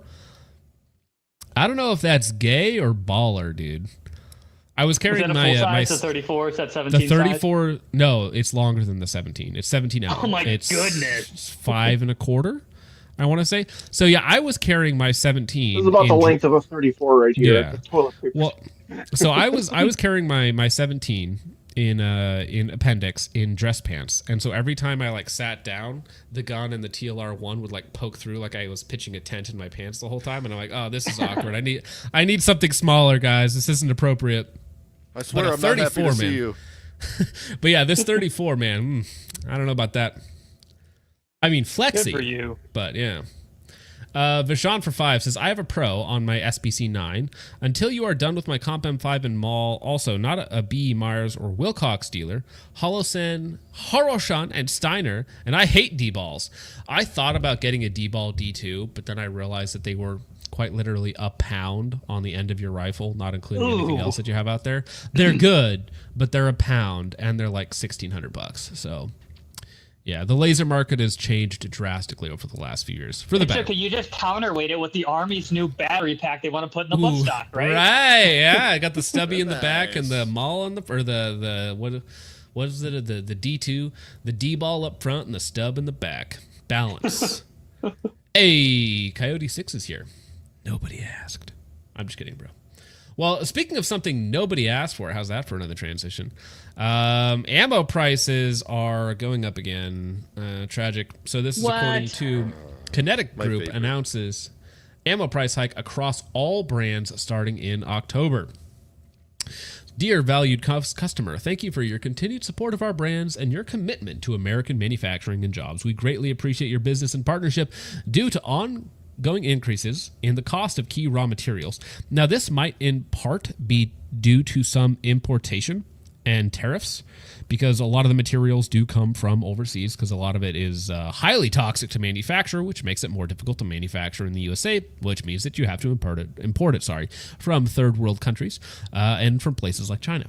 Yet I repeat myself, including brass, antimony, lead, propellants, and others. We will be implementing a price adjustment across our ammunition brands effective October 1st, 2025. This will include our B&P, Blazer, CCI, Federal, Fiocchi, Heavy Shot, Remington, and Spear ammunition brands. Now, before you panic, this is not that big of a deal unless you're buying like tens of thousands of rounds. Okay, so rifle ammunition increases between 5 and 7%. So we're talking like, 2.5, 3 cents a round. Is it 2 to 4 cents? It's annoying, but it's not too big of a deal. Shot shell 7 to 10%. It's like, okay. I'm still gonna call this gay. It's super gay, but handgun 3 to 12%. And again, so it's a penny here, 2 pennies there. So it's not the worst thing in the world. And keep in mind that this shouldn't change import prices directly. However, if you're a MagTech enjoyer, which I happen to be a MagTech enjoyer of some of their ammos, there is a new 35% tariff on Brazil, I want to say. Damn. So that directly affects Taurus, some the other companies that are down there, MagTech, so on and so forth. So for those guys, as soon as American stock kind of dwindles of that stuff and they have to import new stuff, they have to raise prices, right? Because there ain't no way people are making 35% margin or even markup on ammunition. Ammunition is very tight, very, very tight. A lot of countries are starting to run towards negotiating better deals now that deadline is coming. So it is possible that the deals get better and some of this can be rescinded.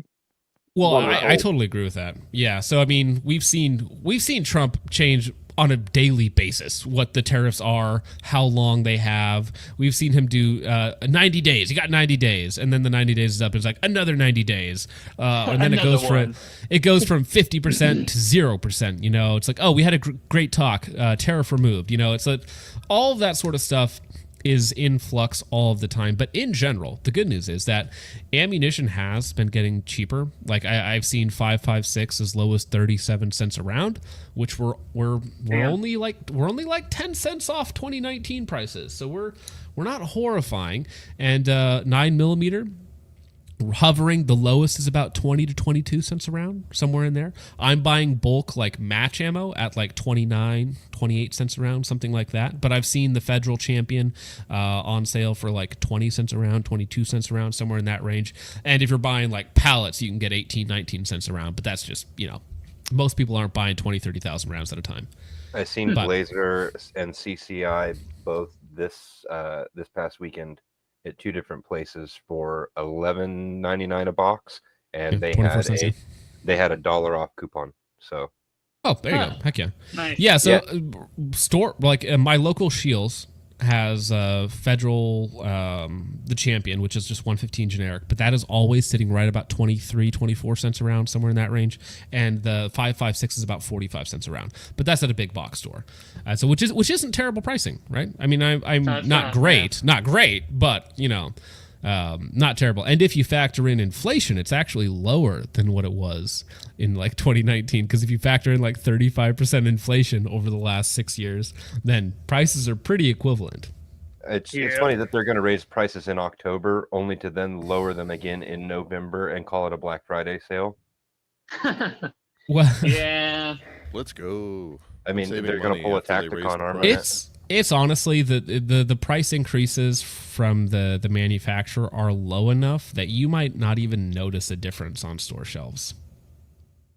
Like if it's just a penny or two a round, you might not even notice a difference at some of them. Especially if you're not buying from one of these guys. It's funny because our state ammo contract through like Federal and Kinetic Group and stuff like that, some of the online retailers were able to get better deals on the ammo for like training and stuff instead of going through like the actual state contract. Really? Yeah, ammo's a weird one because I have dealer accounts with many places that sell ammo, and sometimes you just don't get good deals from the dealer side of things. Sometimes it's cheaper just to go retail, which is like, because somebody has ammo on sale somewhere and it's cheaper than the dealer side somehow. And it's like, okay, I guess that's where I'm going. Yep. And then a lot of the distributors require like bulk purchasing, so like minimum 5 cases or minimum 10 cases of ammo. And Hmm. if you're a small agency, there's, why are you buying 10 cases? You don't need that. That's hard to fit into a budget. So it's like, Yeah. cool, I'm just going to go to Ammo Yeah, there's a Seek and be large like, company out there 9 that mil, bought 10,000 115, best units. price. Something not in a similar vein with like the imports and the tariffs. I know that it was buffer weights were starting to dry up. I actually talked to someone at KAK at their customer service department about it, and they said that their tungsten buffer weights are basically on back order because they all come from China and Russia as of right now. So a Yeah. lot of their buffer weights and their buffers are all on back order because of that. So you're saying Russia's not willing to part with their tungsten so Yeah, easily right now? That tungsten's They're getting diamond crammed into hands again. paint I couldn't shells. imagine why. I Yeah, forget what the overall we need that for reserves are, shells, baby. They have I forget what the total number is, but a significant portion, like the overall majority of tungsten in the world, is located in Russia. If I remember correctly, I'll have to check. Well, wasn't it the same thing during the Cold War when they were trying to build out the SR-71 Blackbirds, right? They had to import a lot of it from Russia as like different things and not be obvious at what they were doing with the titanium, right? Because that's what they needed to make the thing work. They had like a shell company of a shell company of a shell company buying the materials. So it was like 3 shell companies removed. Yeah, and they because they obviously it'd be really dumb. It's like, hey, why are these American companies buying like these super aerodynamic shapes? So they had to do all sorts of wacky things to get the titanium here because it's like unobtainium back then, right? Well, the titanium is different than the tungsten. No, I know, but I'm just saying it's funny similar that we've kind of done this thing before. Yeah. Yeah, going around in circles. Dude, it's funny that when that plane was designed in the 60s. And it's another one of those things where we haven't quite surpassed it yet, and it's just like, Have they? Stagnation, baby. I mean, I'm sure they have. Could you imagine being the solo pilot in the one that they made for the CIA, which was like the what was it, the A-12 was the actual designation of it. They made a specific SR-71 that instead of having 2 pilots, only had 1 pilot, and it was for reconnaissance purposes. Oh, interesting. Yeah, I mean, to be fair, they would cram more camera equipment into it. Well, I say that the SR-71 hasn't been surpassed, but it has, because we didn't like know what the SR-71 was till like 15 years after its inceptions, and we've seen sightings of the quote unquote I forget what they're calling it, manta ray, or one of those things where we've seen that flying Dorito around, and it's like that's obviously the Astra. Yeah, whatever it is, and they are already testing another one of those hypersonic Mach 5 planes that's been floating around. I think there's also been sightings of like the I think they're calling it like the F-47 or something like that. It's like a weird YF-23 the new one. style. Yep. We only learned about this stuff like 20 years after it's been incepted. Yeah. Well, yeah, the design of this stuff, planes take forever to come out, dude. Like forever. From concept drawing to first flight is like a decade. They also have an unmanned version of the Blackbird that was it's now drone operated. Damn. all this technology only to be released and immediately leaked on War Thunder forums. Right. So yeah, Chud asked, where do I get 5.56? So it's funny. My local Shields has had it on sale for $8.50 a box, which is 43 cents a round. So I've just been going to Shields and buying 400, 500, 600 rounds at a time for whatever I need, so I don't have to dip into stockpiles or anything. I just like, okay, I'm filming this week. I'm going to go grab X amount from my local Shields. Really simple. So that's lucky that you got a Shields that close to you. Lucky. Well, it's so I'm like 45 minutes away from Sioux Falls, so I have to drive into Sioux Falls to go grocery shopping, right? So I just do all that and go to Shields, so it's right there. So yeah, you actually have cheap ammo near you. Imagine living in a state that doesn't charge you an extra 6.5% tax on anything firearms related because you live in a gay state or something. Oh, so is that on top of normal sales tax? Yep. Oh, the county Whoa. the county that it's Chicago bad. is in too. Oh, go ahead. No. That was it. I was just saying it's bad. It sucks. Oh, yeah. The county that Chicago's in also has a 5% tax on centerfire ammo and a 1 cent tax on rimfire ammo per round. So anytime I'm up there and I'm like, oh, I need some. Never mind, I'm not buying it here. Yeah, I think it was funny. What's his face? Isaac Bach and TRX Arms. They did a thing with the Tennessee government because for a while they had, I think, an 11% tax on ammo. I think California has like an extra 10% or something like that. But yeah, but they got that removed, which that is super gay. Super gay. Well, speaking of super gay, how about Kilmar Abrego Garcia fights imminent deportation to Uganda? Now, you might be thinking, Garcia getting deported to Uganda? That doesn't sound right. That is funny, but that doesn't sound right. Abrego's lawyers filed a new lawsuit seeking to stave off another deportation after he was taken back into custody on Monday. A repeat offender, you say? A federal judge temporarily blocked the Trump's administration's bid to deport Kilmar Abrego Garcia, a Salvadoran man who has become a symbol of President Donald Trump's mass deportation agenda, to Uganda. U.S. District Judge Paulo Zines, what the heck kind of surname is Zines? What the heck is Zines? Zines surname, where is that from? Australia? What? Oh, gross. Gross. What? For some reason, it sounds Jewish to me. Zines with You an go to. X? Aboriginal Australian surname, I'm guessing. Wow. Okay, So- anyways. She was born Panagiota Zinis. She changed her name to Paula. Guess it's easier to fit in, I guess, if you have a more American sounding or a Western sounding name. Anyway, so this Paula chick ordered the administration to keep Abrego in a detention facility in Virginia while she weighs a lot. His renewed effort to prevent immigration officials from abruptly casting him out of the country for a second time in 5 months. Okay, all right. The administration illegally deported Abrego to El Salvador in March and then brought him back to the U.S. in June to face criminal charges. Okay, Abrego now contends that the administration's new plan to deport him to Uganda is very funny, but illegal effort to punish him for refusing to plead guilty to those charges. His lawyers say the administration offered to deport him to Costa Rica, but only if he pleaded guilty to the human smuggling charges he faces in Tennessee.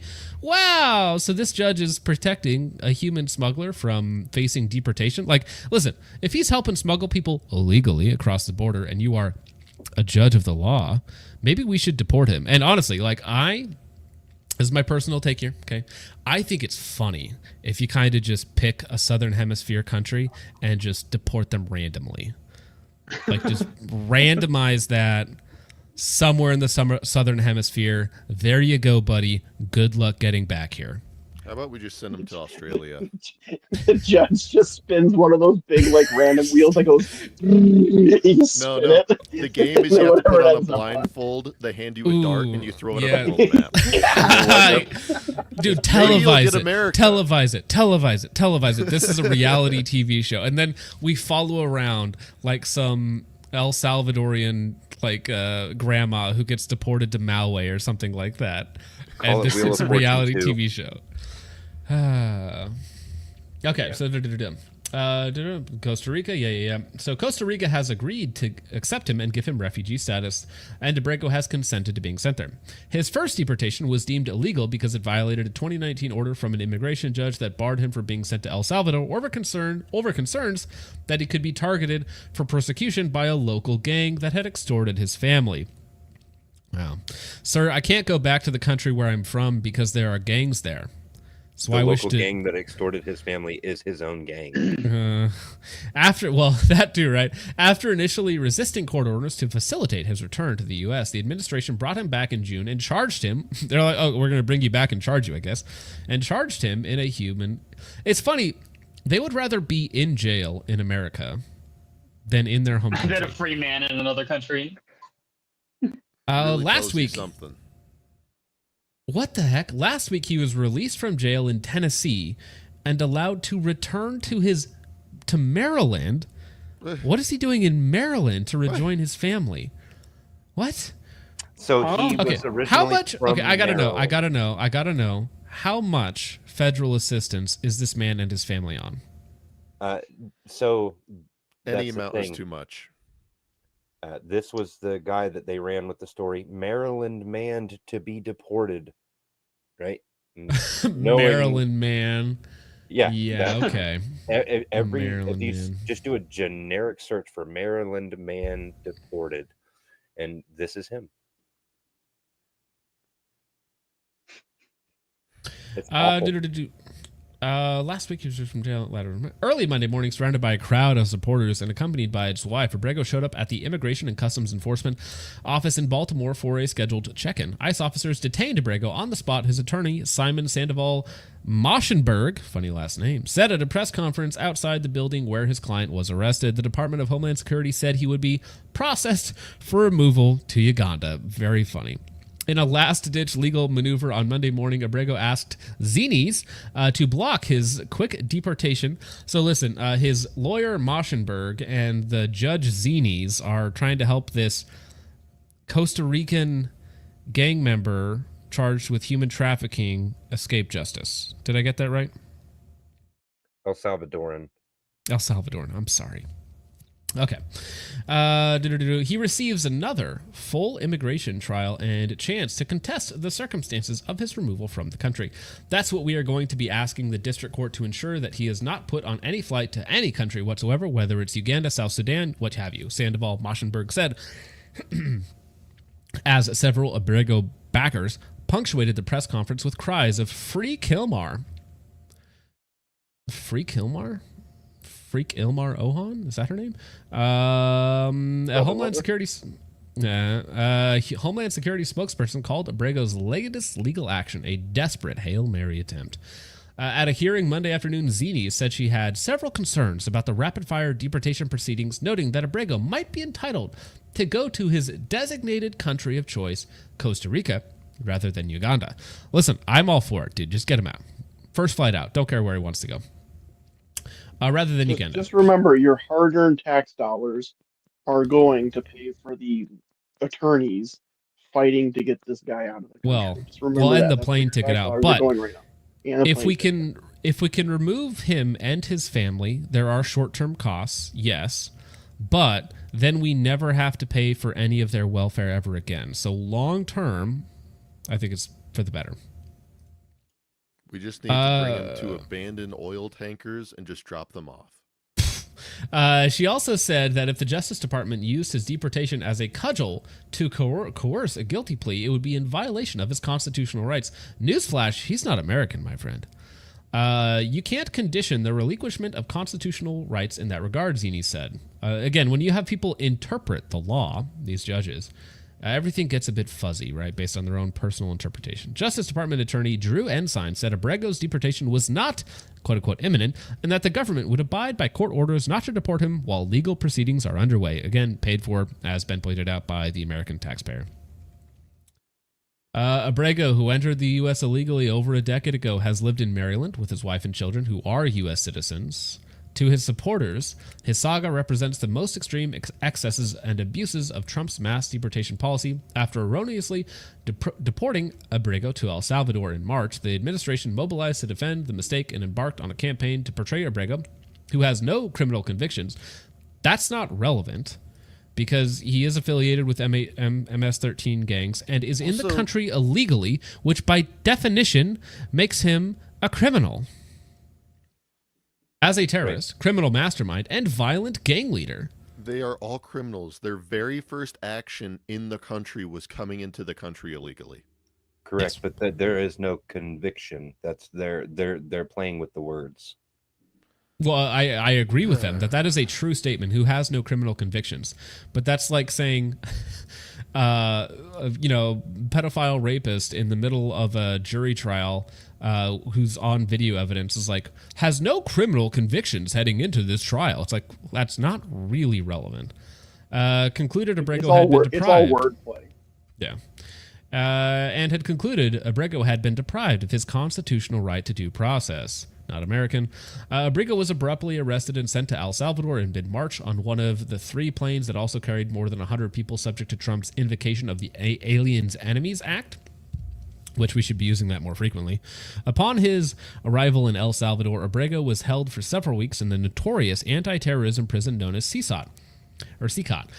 He said in court papers that he suffered beatings, sleep deprivation, and psychological torture. In early June, 2 weeks after the Justice Department secretly secured a grand jury indictment against him for human smuggling, the administration brought him back to the United States so that they could charge him. And I love how the left is rallying around this guy as if he's some sort of beacon of family virtues when he's, objectively gang affiliated. He, human smuggling is quite literally the charge that he's brought under, and this is the person that they want to throw their weight behind. I believe he was also reported that he beat his wife. Yes. Yes, thank you, Ben. Well, listen, Ben, that is simply part of their culture. And so to be sensitive to other cultures, we need to be accepting of the way that they behave. It's like certain individuals might poop in streets. I'll see myself out. We also don't know what she said or did. Come on. This is fair. It could have been a bad dinner. You didn't see those tacos, man. It was bad, okay? Tuna Maybe she was asking for it. Bro, come on. Yeah, catch these hands, casserole. What? The new lawsuit. Let's talk about it. The new lawsuit was also assigned to Zines, an Obama appointee, figures. Under a standing Maryland federal court order, the Trump administration is challenging the filing of the case resulted in an automatic order blocking Abrego's deportation through Wednesday afternoon, but Zini's order on Monday adds another indefinite layer of protection. I'm so glad that Judge Zini is just infinitely defending this wonderful individual to make sure that he has the right, not an American, to stay in this country and drain the taxpayers' money. Indefinite layer of protection for Abrego while his legal fight continues. Sandoval Moschenberg said Abrego was heartened by the crowd that turned out to support him Monday and by those who drew attention to his situation while he was jailed in El Salvador. This is a person who didn't even know that he had anyone looking out for him, much less the entire nation for 3 months that he was detained in El Salvador. No, I'm pretty sure this is like 50 screaming leftists online.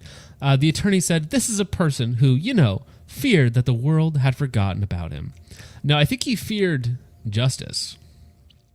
I think the difference in price between a flight to Uganda versus a flight to Costa Rica from Maryland, what do you guys think the difference is? One way, dude? I don't even care, man. How much? $100. $1,000. $200. I'm willing to spend the $200 for the funny.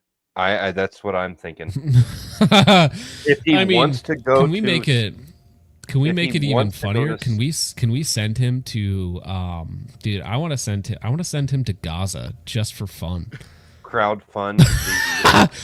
we're sending the Gazans aid. You got Garcia coming in hot. No, they wanted aid. He's a great father, they say. Great father, yeah. Send him somewhere cold. Speaking of $200 that may or may not be a waste of money. Ooh, look at that! I'm hot with the transitions tonight. Ben, have you ever used the agency triggers at all? Or sorry, the Ace Tech trigger systems. Gosh dang it, Richard. No, because I don't want my guns to go off. Right, yeah. Well, if you remember in their initial marketing of the Ace Trigger Tech system, I got to be careful with. Oh shoot! Gosh dang it! Back up. Hi, I'm Matt. Anyways, this is the owner of Ace Tech Trigger Systems, which is a completely novel, new, revolutionary trigger system for a Glock, much like the P320 design. And he came out and basically, well, I should say, to back up for a second, we covered this months ago when the trailer for it dropped, and it was essentially like, hey, this is a duty-style trigger. It's like a 1911. It's revolutionary for the Glock. They actually come to market. They're pretty expensive, like $250, $300, somewhere in that range. They're a premium trigger job for a Glock. But they do what they're supposed to do, is at least the claim, right? And so they brought it to market, and And Johnny Glocks, who's also manufactures Johnny Glock triggers, he does his own duty and competition style triggers and whatnot. He got his hands on one. He wanted to play around with it. And depending on the configuration, they're pretty darn easy to get to go off on their own. There was an aftermarket one in one of Joel Park's class where simply by inserting a metal mech guard magazine into the gun, you could get it to go off, which is sketchy. Now, completely aftermarket. So, but with any drop-in trigger system, the tolerances have to be wide enough to allow for aftermarket slides, frames, whatever it might be, right? You have to take that into account because somebody's going to drop it into their Shadow systems. Somebody's going to drop it into their Lone Wolf. Somebody's going to drop it into their Zev, right? Whatever it might be. So it wasn't drop safe, and there were some other issues going on. Again, with inserting magazines, you could get the sear to disconnect and that striker to go home. And it is also, funnily enough, they marketed it. This is one of the big problems, is that they marketed it with like a guy in uniform and plate carriers and a level 3 holster, and it's like this is the best trigger on the market for duty. It was very focused on law enforcement. There was no like USPSA competitor footage or anything like that. It was all tactical and knowledge transfer. Oh, it's duty grade. What's funny about that though is because it removes the Glock's trigger tab safety, it's not legal in USPSA. So this trigger, which was banned from USPSA because it removes the Glock tab safety, right? You're not allowed. There are certain things you're not allowed to do in USPSA. Like you can't run a single action gun and carry optics trench, and you can't like remove your safety or do other things, right? So this is a Glock without a tab safety, therefore it's like not allowed in USPSA. They came out, they updated everything basically. So the owner came out, he put out this video basically admitting that, hey, the marketing was wrong, we fixed the design, and they took accountability. And what they did was they offered either a full refund to everybody who bought the trigger, fantastic, a free upgrade to either the duty version, which is the new trigger coming out that has enhanced safety, or to the USPSA competition version, which is coming out now. Free refund, upgrade, or you can do whatever you want. Was it a voluntary upgrade? Well, so that it's not a voluntary upgrade in the same sense that SIG did with because SIG said, no, our guns are drop safe. But if you want, there's this enhanced safety thingamajig that might work a little bit better, but our guns are still very safe. With this, they're saying the original triggers have issues. You can keep them, but we will give you a free upgrade or full refund. To my knowledge, SIG never offered a refund, and in fact, there are still 500,000 unupgraded, non-drop safe P320s floating around, and I have one of them. My P320 is a pre-upgrade P320, which I bought in 2025. So a lot of people did not go through with the voluntary upgrade program, and there are a lot of unsafe P320s floating around, not to mention the other issues that those guns may or may not have. It's almost as if they should have just done a mandatory recall. Yeah. Maybe. Hi, I'm Matt. Maybe. I'm the CTO. Oh, we can't see the screen. Oh, there we go. No, I got it. So I posted this video to my story when I saw that Ben had posted it, because I was like, this is like, I think Ben called it a PR masterclass, but this is, I said to this, like, this is what SIG should have done. SIG should fire their PR team, because this guy, the owner, comes out, admits to all the problems, and proposes real fixes and solutions and to make the customer whole. Hi, I'm Matt. I'm the CTO and co-founder of TriggerTech. I want to take some time to talk to you about the ACE trigger system, as a series of videos have been released questioning the safety of this trigger. While we are proud of the development work that went into the ACE trigger system, we recognize that we didn't get everything right with the initial product launch, and that's on us. As a company, accountability 20 seconds into the video. Wow. I think he should have come out and called Johnny Glocks an engagement hacking grifter. I think that would have been much funnier. It would have. I know I've talked about TriggerTech. I know I've talked about TriggerTech, but I've had issues with, I don't know what the issues were exactly, but like triggers that didn't work. And it was a no questions asked, send us the trigger, new one's already in the mail. No questions asked. So like from a customer service standpoint, I'm not surprised that they're just like, hey, we messed up. This is wrong. We're going to fix it. Those were I'm the actually 700.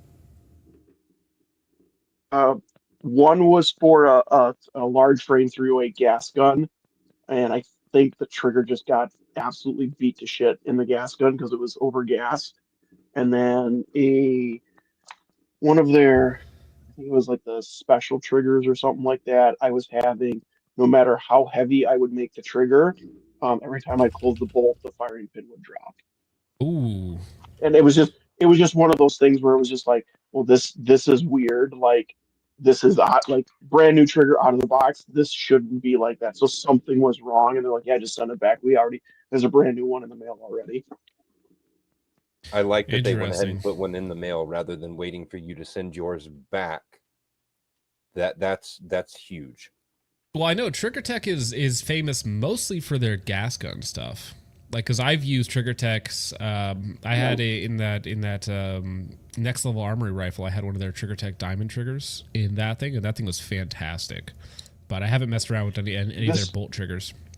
This was it's a 6.5 Creed like gas gun set up for like precision rifle, kind of like gas gun matches and stuff like that. And I was having like hammer fouls, so you'd pull the trigger and it would fire, and you wouldn't even like release the hammer, and it would like double tap. And so it was like something was jacked with it. And yeah, no, that's got to be. It had like it had like 5K through it, so it had a shit ton of matches through it. But it was just like, all right, well, it did something weird, so here you guys go. Well, so I've had issues with I got a company that sent me a trigger that never came to the market, and I think they might actually be dead now, called Ballistic Engineering. They sent me a couple triggers to do testing and evaluation on. So I did it, but I ended up getting doubles on a lot of them, and because they had sear wear and disconnector issues and stuff like that. So I ended up sending them back, and allegedly he updated them or whatnot, but then I'm pretty sure the company just went under. So the triggers are hard to get right because people are always chasing the shortest, crispest, bestest thing ever. And when you start getting into those, 1 pound, 1.8 pound ranges, things get a little funky sometimes. It's funny. I've been like my precision rifle career, like that bell curve where it's like heavy triggers because I want to be safe and practice fundamentals, and then it's like I want a light trigger because I want to be super accurate. And then it's like now, like 10, 15 years into the precision rifle journey, it's like heavy trigger still works, is just as good. Yeah.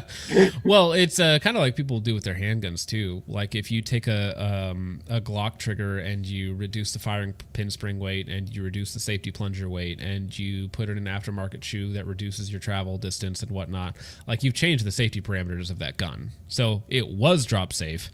Is it anymore? I'm not really sure. And people chase that, that number, like that weight number, as if that's the most important thing. And then Brantley Merriam takes second place at nationals with a stock Glock 17 trigger, right? It's like it doesn't actually matter that much. Yeah, there's something to be said about. Oh, go ahead. Sorry, I don't want to. Oh, I'm sorry. I was only saying, was there something to be said about when people would. Oh, okay, we're playing the game. All right, get it out now. Yeah, when you chase performance, you're giving something else up. There's always that give and take with anything, any mod you do, and I think a lot of people don't realize that until they have a lot of experience with firearms. Yeah. Real quick before we start the video back up, I got to get to work early tomorrow, so I'm gonna bounce out of here. No, right Jack, now. no. You guys have a good day. Hey, have a good night. Appreciate it. Have a good tomorrow. You sounded great tonight. Thank you very much.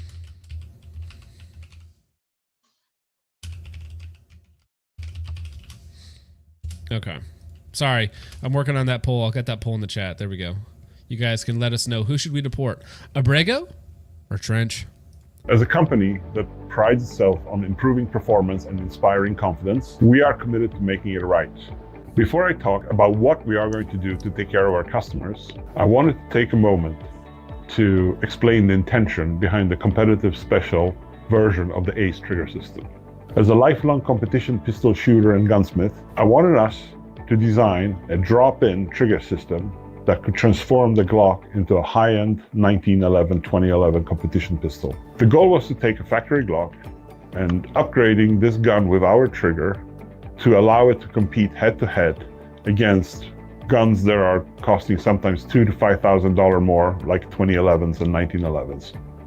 That was the intention, and with that I feel we've been successful. While we have tested the competitive special version of the ACE trigger extensively prior to launch, we have since learned a firearm equipped with this trigger may not meet our expectations of impact robustness and drop performance in all possible configurations. We also expected our new lever safety design would be approved by USPSA and IPSC rules, and it was not. We are taking accountability and will be doing the following.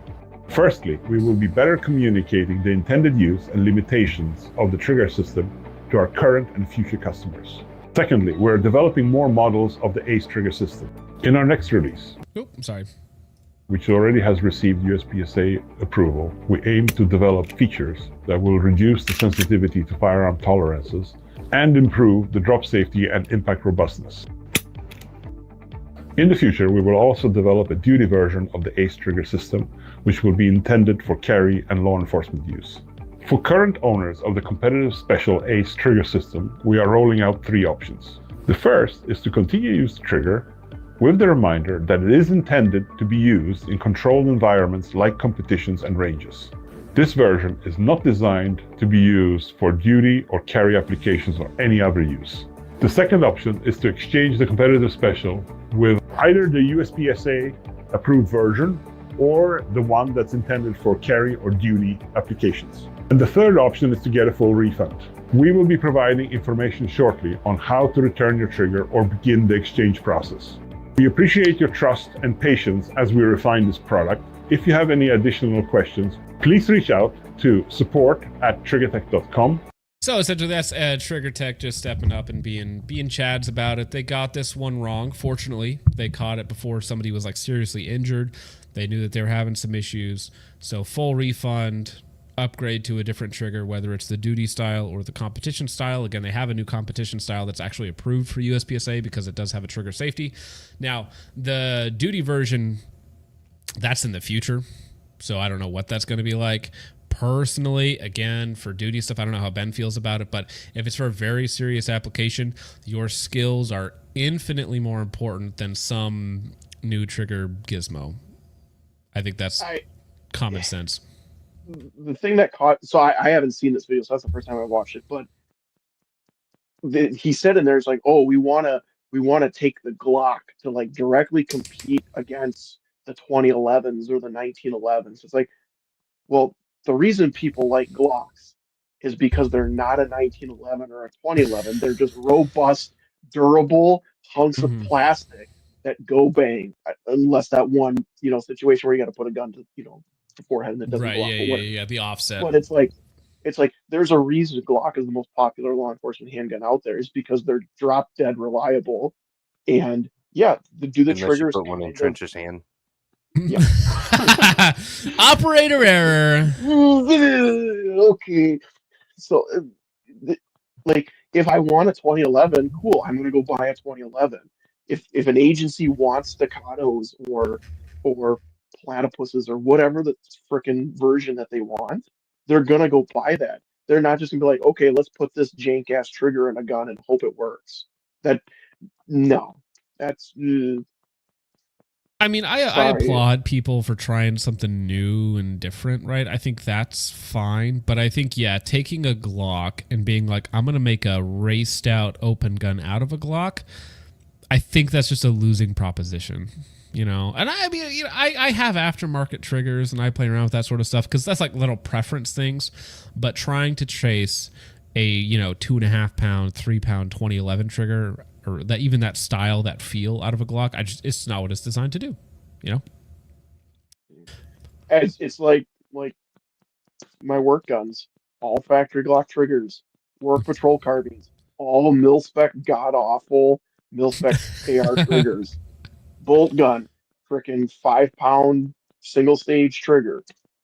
It's because they're work guns for work purposes for a reason. Now if they smash it out of the park, and I can eat my own words, and I'm called a hypocrite. Great. I hope that duty trigger is amazing. I hope it's great. But as a police officer, are you going to employ a brand new revolutionary design for your Glock in a duty role? Well, I the would. answer to that question is just look at what Aimpoint released and see how far behind the curve they are marketing that device.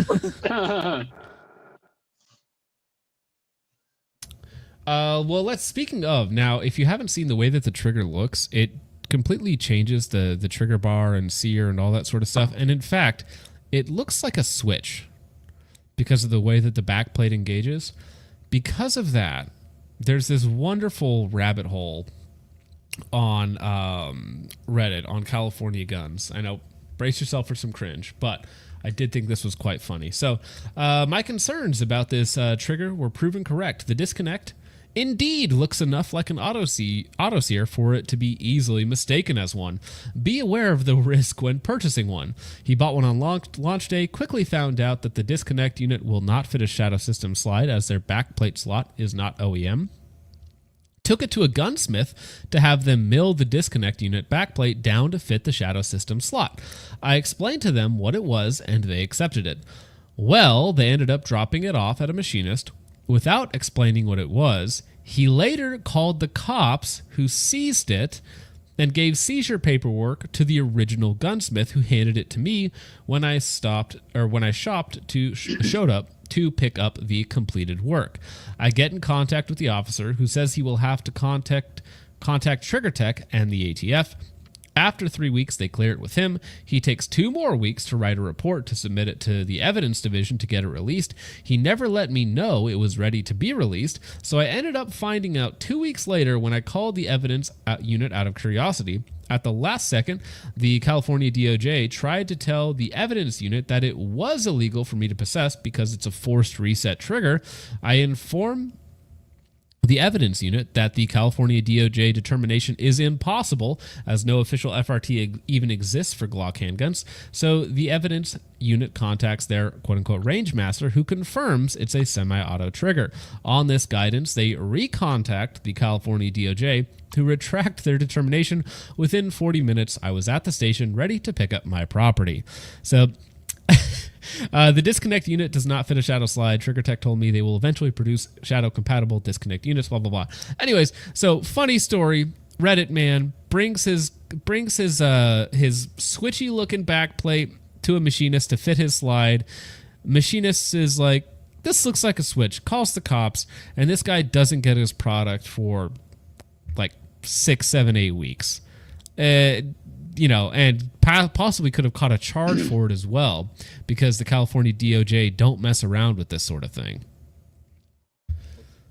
Big the people who are making the gun laws, they are experts. Remember this. Ugh. Well, and then 99% of, well, not even 99.9% of cops aren't gun people, so they don't know the fucking difference. Yeah, I mean, on first look, it looks like a switch, And if you're a machinist who doesn't know what you're looking at, you're like, I don't think I should be installing this in this guy's gun. Am I aiding and abetting by doing this if you don't know what you're looking at? So, I mean, yeah. All right, gents. Well, that dropped the video. Sorry, what's up? Trench just dropped his I Lie About USPSA video. Oh no. Oh boy. Okay, well, I was just about to get out of here, but I guess not. I gotta go get the dogs first, and then I'll be back, and then we'll dive into this. I gotta go pee too. All right, well, fine. I'll read super chats while you guys are gone. Me and Bones will keep the chat company. Sorry. Hell yeah. Fine. We gotta look at our pretty faces.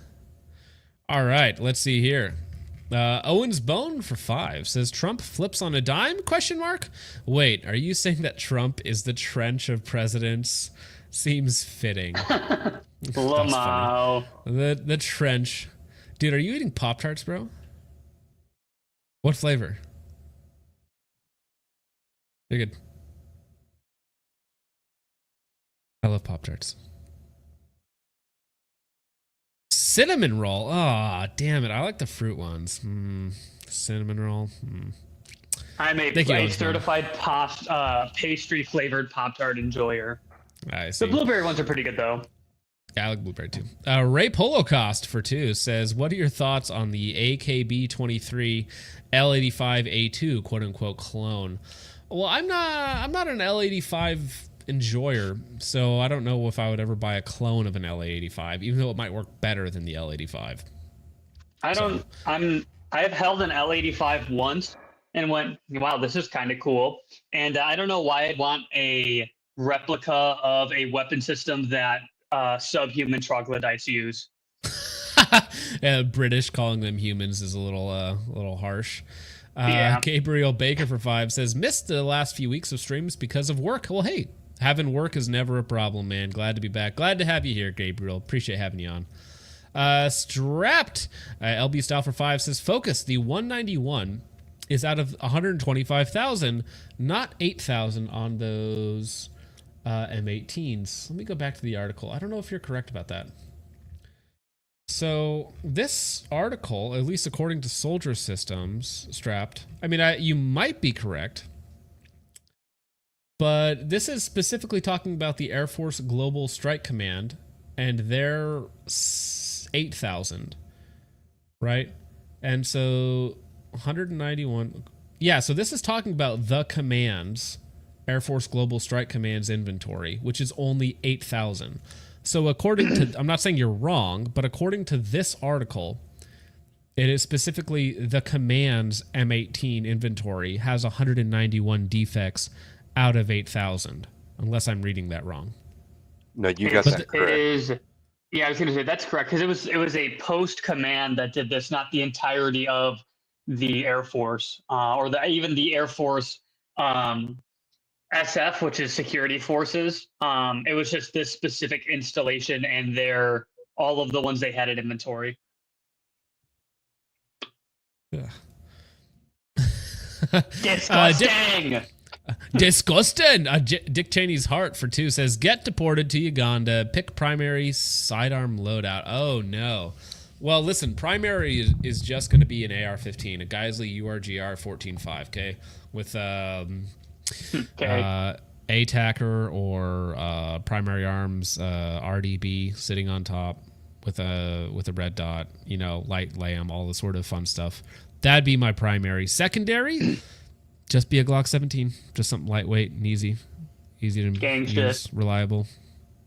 Yeah, I'm boring, dude. I don't know what else you would want. Maybe an M249 or something like that. Maybe that would be more useful. Like, I'm getting out of Uganda one way or the other, bros. Thank you, Dick Maybe, Cheney. you know what? I'll give you something interesting. Maybe I'll pack my SKS Model M since it takes AK mags and uses 7.62x39. I can scavenge. All right, I can actually, scavenge stuff. Battlefield pickups might be the way to go. I'm going to do a big brain move and go with the Black Hawk. I know it didn't go real well the first time around in Africa, but I think... primary, Black Hawk. Secondary, JDAM. Black Hawk pilot and fuel. Yeah. Secondary, yeah, Black Hawk pilot. I need that. Andrew Vachon for $5 says, I hear Russia needs conscripts. Trump could do the funniest thing ever. Bro, deporting people to Russia to be instantly conscripted. Yeah. Hey Garcia, guess what? You would end up on YouTube so fast. That would be amazing. Propaganda. Guess what, buddy? You are now drone fodder. Congratulations. You're the guy they send out first to draw on the drones. Sorry, man. Trump said I'd be joining the military. Wait, not why am I in ours. Russia? I never said it was the American military. Strapped LB Style for 2 says, it's funny they are uplifting this guy. Yeah, Garcia is not the guy you want to rally behind, bros. Like, I don't think this is a good move. It's like dialing in around the trans community after they shoot up a church. It's like, not a good move. Dick Cheney's heart for 2 says, we need a poll, which we did. Yeah, deport to Uganda. Abrego or Trench? Trench is winning that poll with 72%, by the way. Dominating that poll. Dominant fashion win. Strapped LB Style for 2 says, Glock's Gen 6 coming out in September? ? Well, they have the patents for it. I have not personally heard anything. So, I mean, 2026 maybe, but September's like pretty early on. Like, we're talking like next week, bro. So Yeah. I 3 don't days. think November. I don't think Well, it's yeah, but I mean, it could be middle of November, whatever it is, So, I don't know. I don't think. I don't I would be. come out. I would. I would be shocked if it came out in September, especially considering that they just pulled all COA sales off the civilian market to go after contracts and stuff like that. So I would be shocked if they're doing that at the exact same time that they bring out the Gen 6. I would be shocked. That's what I was just getting ready to say is why would they do that now that they just pulled the COA and said that it's not going to be around until 2026, and then you have SHOT Show right around the corner? Why would they not? Why would they debut a product in the middle? To of be the fall? honest, Glock is bigger than SHOT Show. I don't know if Glock would really care. I mean, it's good for marketing and whatnot, but I mean, Glock could drop the Gen 6 February 12th, and people are going to go ape over it, right? I mean, it's like it doesn't matter. It's Glock, It's still the biggest handgun in the world, right? Regardless if the P320 has some contracts right now for the U.S. military, it's still the biggest handgun in the world. Strapped DLB style says, I will paste the correct article, Stars and Stripes. Look at the article. And then he says for another 2, thank you, sir. Look at the article I posted in chat. Well, I'm willing to be corrected on this. Let me see if I can find it. So Stars and Stripes. Stars. Let me see if I can find it. Stars and Stripes. M18 Air Force. Side note, if you have a pistol candidate that you would like to see replace the M17, the M18, the Department of Defense has the PED program in which you can recommend a pistol to replace the M17, M18. So go wild with that, chat. There you go. Gen 6 has a modular frame. So it's going to be even more modular because you can actually switch out the grip lengths on it. All right, let me see. So General Thomas Bussier, who leads the GSC, signed off on the return to duty after a week-long inspection of all of its 8,000 M18s. Okay, so 8,000 M18s. Come on, get out of here. Which later expanded to all 825,000. Okay, but this still says the same thing. So the inspection of the Global Strike Command's M18s, which is 8,000, inspections found problems with 191 of the command's M18s. So I don't believe that all 125,000 inspections have been completed yet. I believe, if that's what I'm reading with this article, only the command's 8,000 have finished their evaluation. So I still believe, even with this article, it still says that these are the command's M18s that have 191 issues, and that the command has 8,000 M18s. So I don't. So the number's only going to go up. So I'm reading right here. It says the inspection of Global Strike Command's M18s, which later expanded to all of the Air Force's about 125,000 M18 pistols. Right. So Crack says we don't know the failure rate of the 125K. So I believe even with this article strapped, it still says that the 191 issues are with the command's M18, so which is the Global Strike Force Command Center, right? They have 8,000, not the rest. Oh, that's a beautiful dog. Black Lab? I mean, obviously, being viciously as attacked. it's eating your face. Yeah, so I think strapped it still is that. Oh wait, we have to watch that trench grenade video. This is just the initial batch that they did. This is the initial ratio they have based on that command's testing. Oh, am I reading too fast? I don't know. Most of which problems going where internet force most position for service enhanced. I can't read it. Well, so on my screen. again, it's too small, but... no, you're good. So the command is adding enhanced inspection features for its M18 inventory, which will include new inspection criteria for the parts of the M18 found to wear fast, as said Lieutenant Colonel George Hearn. But this is, again, for the Air Force Global Strike Command Security Forces Commander. So this is still in reference to that command center, unless... command, it's everything is about the command. So with the Air Force GSC, right? So now you could say that these might become standard practices for the rest of the Air Force. Well, but I still don't know if we're dividing 125,000 or if we're dividing 8,000, right? I mean, I would say the way that I am reading this it appears to me that the 191 problems are out of the 8,000, not out of the entire Air Force's 125,000. That's the way it appears to me. That's how I'm reading it too. I would agree.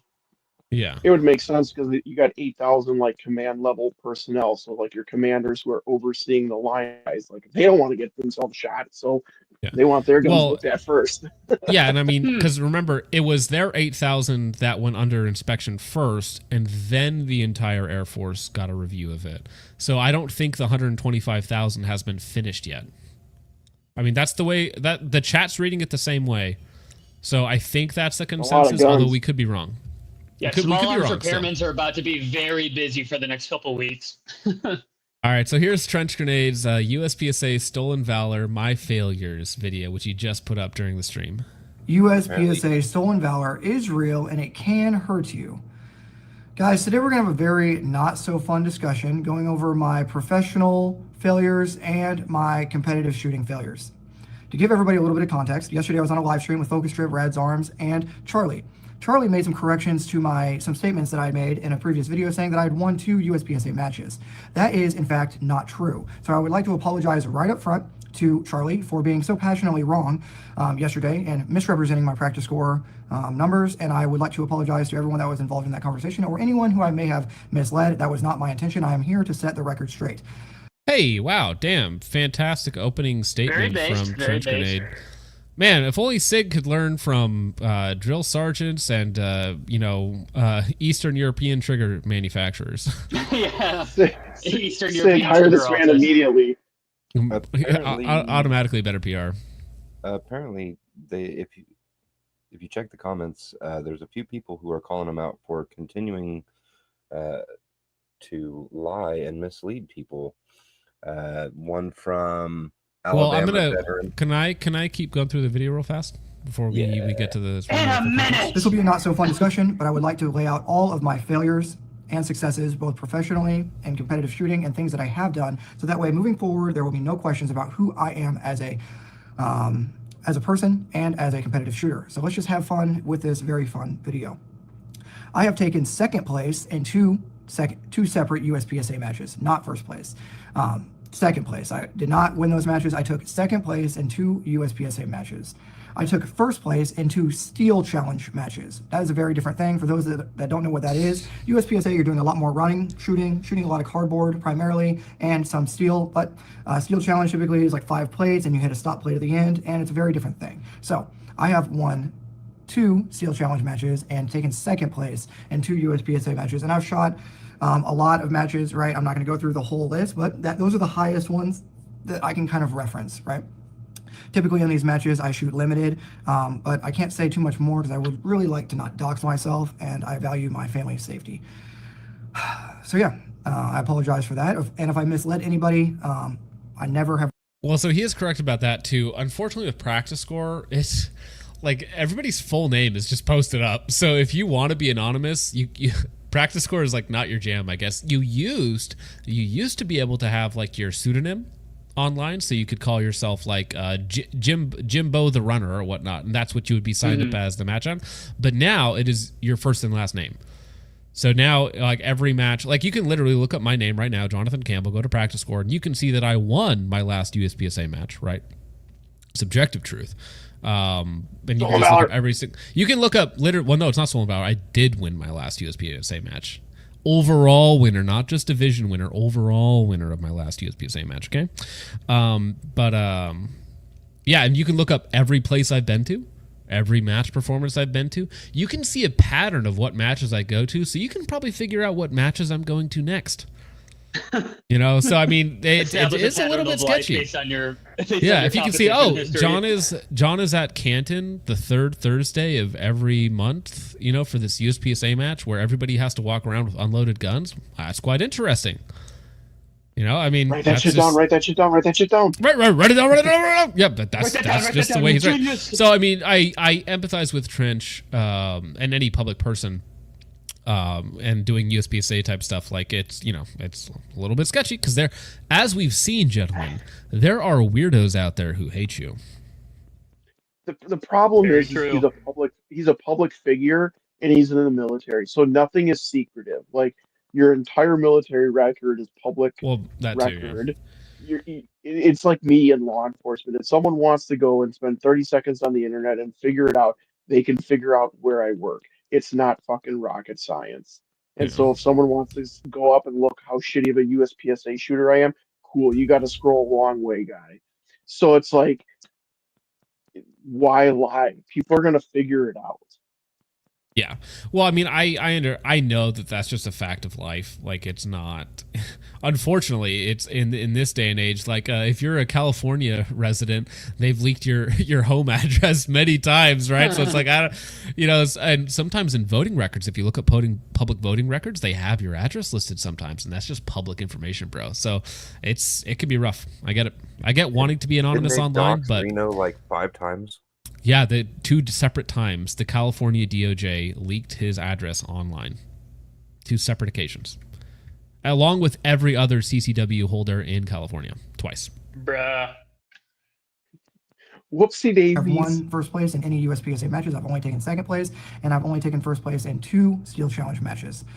I've shot well over 30 to 40 matches, both professionally in the Army and privately in USPSA and Steel Challenges. The accomplishments that I have accomplished, right? I've won the I-Corps competition with my team twice, okay? 2 years back to back, I was a member of a team, and I shot very well, and we won twice, representing my unit in 425, formerly 425 in Alaska. It's an airborne unit in Alaska, where I was assigned to Comanche Company at that time in 1G. I've also been the coach and shooter of the 425 Brigade shooting team, and we took, not brigade, battalion, the 1G shooting team, where we competed in a 425 Brigade shooting comp. So the 1G team with like 5 to 6 other battalions, we won that competition as well. I was the coach of that team, and we won that brigade shooting comp representing 501st Geronimo in Alaska. So there's another one. I scored in the top 20% of active duty soldiers at an all-Army competition in Fort Benning, Georgia. For those of you guys that don't know, that's a competition that has rifle and pistol. You shoot national matches and some sportier things. I took 20%, right? I can't give the exact number because I don't want to dox myself, but I did. Yeah, I mean, that's the thing, bro. The more you talk online, the more specifics you give out. Like, it is just an inevitability that you dox yourself. Like, so if you have your face online, like the only person on this panel that is hard to find exactly who he is or where he lives is Richard. That's it. Except the one screenshot I have when he doxed himself. Yeah, except for that one screenshot that we all saved of Richard. That one time for 1 second on one stream only. It is out there. Yeah. But I'm not there anymore. Top 20%, upper pack of that competition. I shot very well, but I kind of blew it in the later half of the competition because I shot very poorly with my M17 handgun. I have won my EIC bronze pistol badge, and I have won my EIC bronze rifle badge, and another failure, right? I'll go over one more failure here. I have failed an Army school for marksmanship evaluations. This is going back almost 8 years probably now at this point, but I have failed a Army school for marksmanship purposes. If I had to guess, it would be roughly 8-ish, maybe 7 to 8-ish years ago. But since that failure, I have overcome that failure and went back to that course and passed that course and went on to another course that's in that pipeline and passed that course as well. And then thanks to that failure, I went on to earn my EIC and became a competitive shooter. Though not a very great one, I did go on to become a competitive shooter due to that failure. But I have failed an Army school due to rifle marksmanship. It was specifically a backup iron sight evaluation. Yeah, I won't get to, that was I would just call it a traumatic emotional event, but I have failed. I failed that Army school, and that, that was an ego hit, but, obviously I have a lot of growing to do, and obviously I've kind of internalized that failure, and that is kind of what led to my drive to win my EIC Excellence in Competition badges. I have failed as a leader. When I was a specialist, I was a not so good team leader. Well, so we don't need, unless you guys want to check out the whole video, we'll actually just drop the link in chat for you gentlemen who want to watch the whole thing. But, I think the USPSA Stolen Valor was the thing that people were the most interested in for that. Richard, I saw you sent me one. Let me see if I can find it on here. Yeah, that was one of the ones that I'll find it. had sent me. Tim Kennedy Jr. over here. Ex-Navy SEAL. No, it's a joke about the USPSA Stolen Valor, bro. Co-respect, fist bump, called out so bad he had to admit the truth. I mean, it is okay. It is okay to admit failing. Now this one, Alabama veteran. So, bro, you're still misleading people. I checked your practice score again. Yes, you won Steel Challenge in your division, not overall in the overall match, but you didn't clarify, did you? That's what makes practice score in USPSA so cool. We can see everyone and everything. Yes, you have taken second place in USPSA, but to clarify, there was only 2 of you in that specific division. Oh no! Oh, that's funny. That's funny. But say whatever you want. It doesn't really matter. Okay. Now, to be very clear here, if you win in your division, you can take that as a win. I do not fault anybody for that. So, for instance, at USPSA, what was it, Production Nationals, the CZ shooter won. He took first in, because it was Production Nationals, so he took first in production. However, he was not the overall winner, right? Somebody else with Christian Sailor with an open gun won, right? But open is another division. That doesn't count. That's not your problem. You're shooting in production with 15-round mags. You're not expected to beat that guy, okay? So winning in your division is a win. So I give Trench a full pass on that. Winning in your division is a win, right? It's like a revolver guy going up against a staccato. It's like, obviously, the revolver division is slower, but that's why he wins in his division. Now, now the funny one is, yeah, I took second place in the USPSA match out of 2 people. That is funny. I do find that funny. But no, I think that he did take accountability, going over his failures, which is way better than having a huge ego on yourself. And again, I think winning in your division, that is winning. Fair enough. Call it a win, whatever you want to do. The caveat, now, I don't really like to do that personally, because if there's only like 20 people at a match and 3 people in my division and I win my division, I'm like, that doesn't feel quite right, because I'm still competing with everybody else there, and nobody else there is like so far above me that I couldn't catch them, even though I'm not in their division, right? So I personally wouldn't claim a division win as an overall win. I think if you go through my practice score, I think there's 24 on it, and I think there's 6 wins, could be 5 wins as well, but that's overall wins, not just division wins. I don't count division wins, but for him, if you call that a win in your division, you're not competing with open guys or whatever it is, I think that's fine. I give him a pass on that. And I do think that coming off the bat and admitting that you were wrong does take a bit of integrity to do that. It does show a willingness to take accountability, which I think is the problem that people have, one of the biggest problems that people have with Trench in general. Yeah, I think that there's he didn't come out being like, well, this is the mistake that was made and I shouldn't have to clarify or anything. He's like, oh, this is exactly what it is, and that does take integrity to be able to do that and tell everybody exactly what happened and own the fact that you had generalized or made kind of lies of omission, I guess, not giving the full story of what you were saying, Matt. Yeah. Well, and just saying I hope it was unintentional, but in that live stream yesterday with Charlie and Rads, he was like, yeah, I won my last USPSA match. And it's like, did you know that you didn't, or did you lie that you didn't? That's what I was curious about. Or was he saying like top 3 for second and third is considered a win, Well, by that definition, I win a lot, okay? I win a lot of times. Yeah, I don't know. I don't shoot a lot of USPSA, but I'm saying I consider top 10 a win, baby. Yeah. Yeah, well, that's and again, go check out the video. It's pinned or not pinned in chat, but it is there in chat for anybody who wants. I won one USPSA match because I was the only one who was a goober and brought a PCC. I came out in first place in PCC. That happens, bro, which is why, again, in this chat, if you're unaware, we do not consider PCC shooters human. Not a real thing.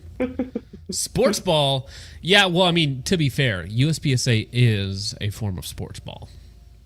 You got divisions and rules and gamer guys. I guess it's more like F1 because everybody's trying to cheat to the highest level, although that happens in sports ball too. But it's more like, so you're shooting ball ammo. No, there you go. Not everybody. Some people are shooting hollow points out there. Because for some, I don't know why that is, but for some reason, a lot of the match ammo, like the match ammo, is hollow points.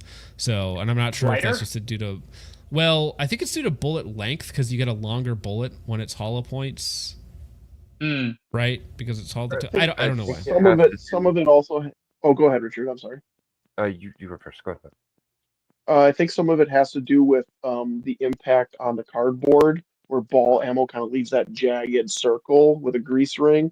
The hollow point cuts a hole in the target, so when there's edge or peripheral hits, it's a lot easier to score or argue a higher classification. Min-maxing the line breaks. Really? Hell Damn! I gotta. Same thing that they used to do with wad cutter ammo for. Yeah, wad cutter ammo. Yep. I'm about to exploit that baby. Damn. All right, I didn't know that. Also, because the hollow points are usually more controlled as far as the grain weight. They're separated out a little bit. You know. All right. I'm upset now because in my second to last match, in my second to last match, I took second place. I want to say, and I had a mic that was a line cutter on a tuxedo, bro. So if I had been using hollow points, I would have not had that mic. Damn it! Hey, you got second. That's a win, though. You won. It's a win. Yeah, it's a win, baby. We've just unlocked a further level of autism in China's damn it. Well, it's actually funny. I bought all that ammo there on the floor. That's a bunch. Oh, hello there. Thank you, Moonman. You can see the dancing anime chicks, which Moonman absolutely enjoys. But no, all that ammo on the floor behind me is testing ammo for the new Shadow 2 to figure out what shoots well, what I can, kind of go forward with sustainably. So none of it's hollow points though. So maybe I have to invest in hollow points. Well, just send it all to me and I'll shoot it for you. Oh yeah, we'll do. Well, no, I kind of want to do PCC as well, just because it's an excuse to do like rifle practice, but in USPSA. So I mean, because the pointing and the safeties and all that sort of stuff is the same, and it's shooting at speed, right? It was a fun time. It was very silly when I did it. Does Randy want to come on? It gets funky in USPSA because you're not required to actuate the safety when you're moving. So like the TISM I still gets would triggered though. in some of That's just a hard coded thing for me. But my TISM gets triggered at a match. You'll just be like. Well, technically at matches they're supposed to DQ you from the stage, not from the match, but for running with your finger in the trigger guard. They're supposed to DQ you from the stage if you do that. So it's just not having the safety on is just like I know the people in the chat here in the group are just like, yeah, you put the safety on, but someone who's like, oh, I can shave a 10th off my hit factor time or whatever, like I'm gonna do that. Yeah, I don't know though. I mean, if you're bringing it up to target, that safety is probably already off. So I mean, I don't think it adds any time at all. All right, it's something else I gotta think about. It's more movement, I don't know. Oh, I don't see it, but I'm also not like a USPSA shooter, We're now spiraling into the whole downward spiral of cops leaving the safety off on their ARs on calls. Yeah. This is my safety. It's funny. I have a SBR Aero EPC 9 lower that does not have an upper. I just need to get it. It's just been sitting there lonely for like 6 months at this point. I need to get another upper. You should give it to me. No, bro. That's an SBR, dog. You want a form 4 transfer an SBR right now? So I don't know how any of that works. Sitting in my safe right now. I'll cry. We're gonna send Randy to go assault Trench at a match. I mean, in Minecraft. Sorry. Genosian for 5 says Trench is a certified gun lolcow at this point. No, the difference between Trench and a true lolcow is lolcows never accept responsibility for anything, and I think that's what makes them lolcows, because they never change. Like Boogie or Wings or Cyrax or the guy at King Cobra who just died. Like those guys, they never change, they never adapt, they are permanent lolcows. Trench has shown the ability to adapt and change. Thank you, Genosian. Randy, how's it going, man? Good. It's especially good, I guess. Well, okay. Were you watching this video with a boner? No. No. But the last few days I've been feeling pretty vindicated, or I should say the last week on my channel I've been feeling pretty vindicated. I put out that video about LPVOs and why I don't like them, and everyone was like, "Oh, you're just a fat guy that doesn't shoot." And then the next day I found a clip of Ben, Matt, and Nick talking about why they hate LPVOs. And I was Hell like, yeah. I came to the same conclusion that these guys did, just in my own use. And then now with the trench thing where it's like, oh, Randy doesn't do this and Randy's a liar and all this stuff. It's like, I don't have to make a video like saying, oh, I apologize, I lied about XYZ. Like, I don't have to make that because I've been on the internet to know like long enough that like the internet always finds out. It's undefeated. It's going to win. Like, you just got to keep it real. And if you're not being real, eventually someone's going to find out. 100%. Yeah, I think that the internet will allow BS for a while. And then people catch on. I think Ben's got to head out. I gotta cut loose, kids. Around King. Have a good night, Ben. I got like a little baby to feed. Later. Thanks for hanging out, man. Have a good night. Hopefully he's not doing the feeding. That's freaking awkward. Wow. Well, Randy, did you have any other thoughts on that trench grenade video or anything else before we just wrap it up with super I chats? guess my 2 cents, like I posted, I think on his video, integrity is the only thing you can't get back. I don't think taking personal accountability restores your integrity. I think once you've sold it for any type of credibility, clicks, products, anything like that, that part of it's gone. You're a little bit lower as far as integrity. Taking personal accountability goes like, hey, you know, I'm trying to do better, but you'll never get it back the way it is, you know? Like, right. So it's not restorative, right? So if you wreck somebody's car, like you can apologize and admit that you did wrong, but it doesn't fix the problem, right? It doesn't stop the action from happening. And even if you repair it, it's not 100% again, probably the way that it used to be, you know? Correct, because they still had to It'll not never have a be. car for a while, or it doesn't work the same, or it's dinged up, or whatever it might be now. So I got it. So, I mean, I hope he takes some time, thinks about the internet a little bit, and decides what he wants to do. And he can figure it out from there. But man, it's rough coming back from that. Well, I think if you take a more laid back approach to it and not so serious, you know, not so like everything I say is gospel, and then because he brings up his military service and his accomplishments in basically every single video, but you don't have to do that. You can just be like, man, I think this is funny today, and this is chill. Like Ben in a video, Ben just laughs it off, right? Whatever it might be. It's funny. He's chill about it. He just talks about it. He gives his opinion on it. He's not preaching to you. He's not, you know, telling you what you got to go out and do right now. And I think that's that prescription problem, right? Because it's like, because of my experience, I'm now prescribing that you must do this.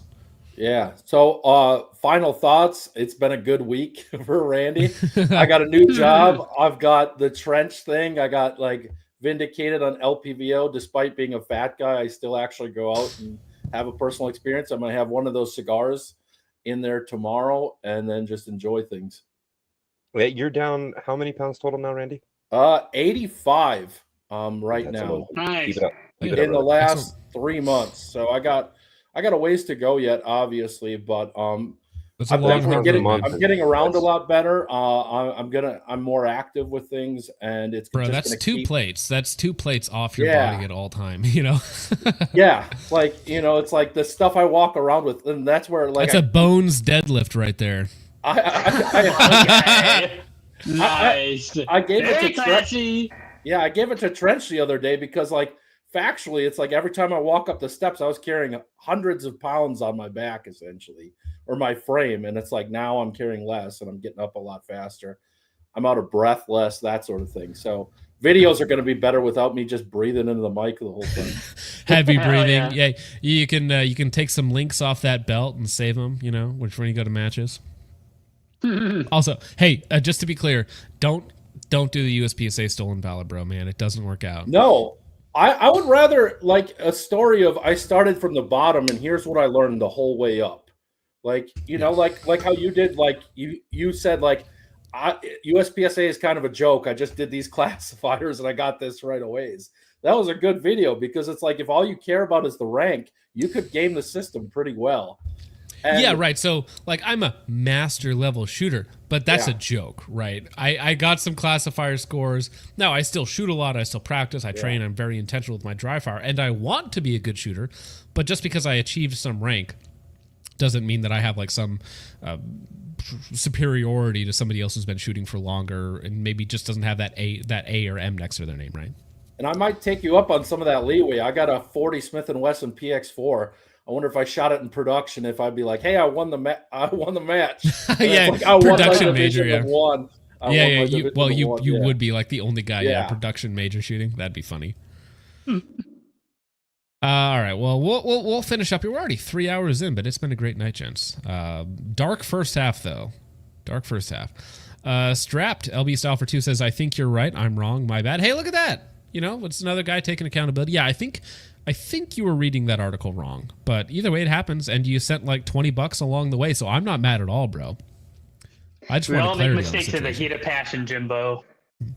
Speaking of mistakes, Dick Cheney's heart for 2 says, "Chat field trip to heckle Trench at his next match." No, we don't heckle people for going to matches. That's, going to matches and competing against other people in a controlled environment is, it's one of the objective measures of getting better and whatnot. So I applaud anybody who goes out and does competition shooting because, sometimes it's scary to see how you match up against other people. It's really easy to shoot in your backyard and think up here in your mind that you're really good until you see somebody else running around a stage in half the time you do. And you're like, maybe I'm not as good as I thought I was. I thought I was decent at jiu-jitsu just because of my size and stuff. And then I rolled with a Division I Iowa Hawkeyes wrestler that just mauled me. And yeah, I was like, there's levels. Yeah. It just rolls you up into a bowling ball. Owens Bane for 5 says, "Sig has a mathematically higher failure rate than Trench. Seems fitting. Also, at $10 so far for Richard's new PFP of Trench's face with hearts around it." Aw, that's cute. See what I can do. Well, let me see here. Actually, this is a really good... Damn, you guys. Gosh. Wow. Wow. Thank you. Chill out for a second. Bring guys. in the war chest on the stream. I feel so popular. Yeah, you guys are funding my purchase of that SMS laser right now. That's what you're doing. No, but I think this image right here, this is the one that you have to put hearts around. Richard, I will send it to you. Okay. All right. This one right here. That's the one. Also, Frank in chat, all my homies hate LPVOs. Randy knows what's up. Oh, okay. Well, here's chat. Brace yourselves, Bones. Randy, relax. Okay, calm down. Calm down. I bought the new SIG MSR Compact LPVO. It's 14 ounces, 1-6, comes with a mount, $300. So I bought that. Pretty cheap, I'm going to test it. $300, yeah, for the brand new one that just came out. Yeah.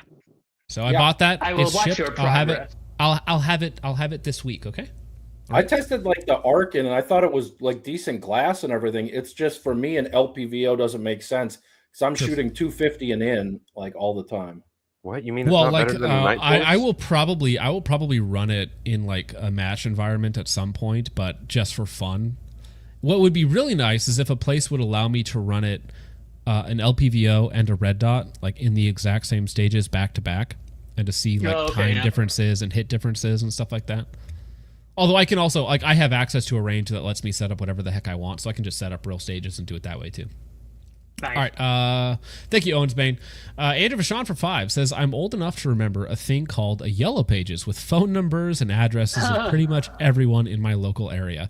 No, when I was a kid growing up, like 4 or 5 years old, I remember big old yellow phone books sitting in our living room that my parents would flip through to be like, "Hey, honey, could you call this place and check about, tires for the car or something?" And then you would flip through the phone book, you would find them, you would call them, and then you would go meet them and, do whatever you needed to do. So that's just the way it was. Those phone books were great for keeping people.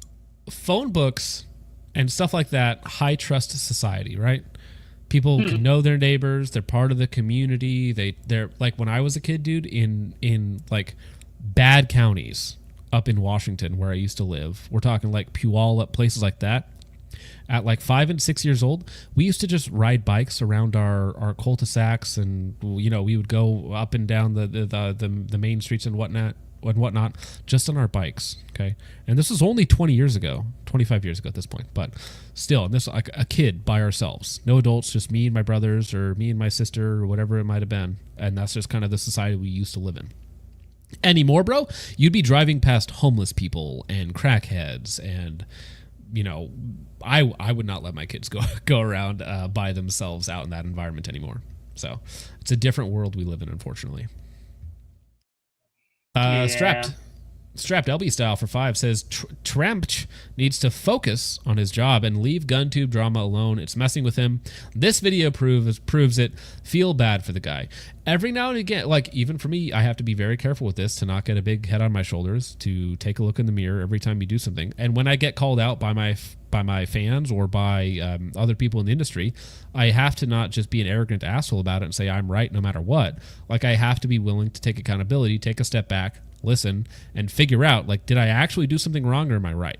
Because if I'm right, I'm going to keep going. But if I'm wrong, then, I need to adjust course. And so I think that's just part of life, Boy Anderson for 2 says, sports ball, you mean African handball. African handball. Yes, sir. Strapped LB for 2 says, cheapest place for bulk ammo online these days.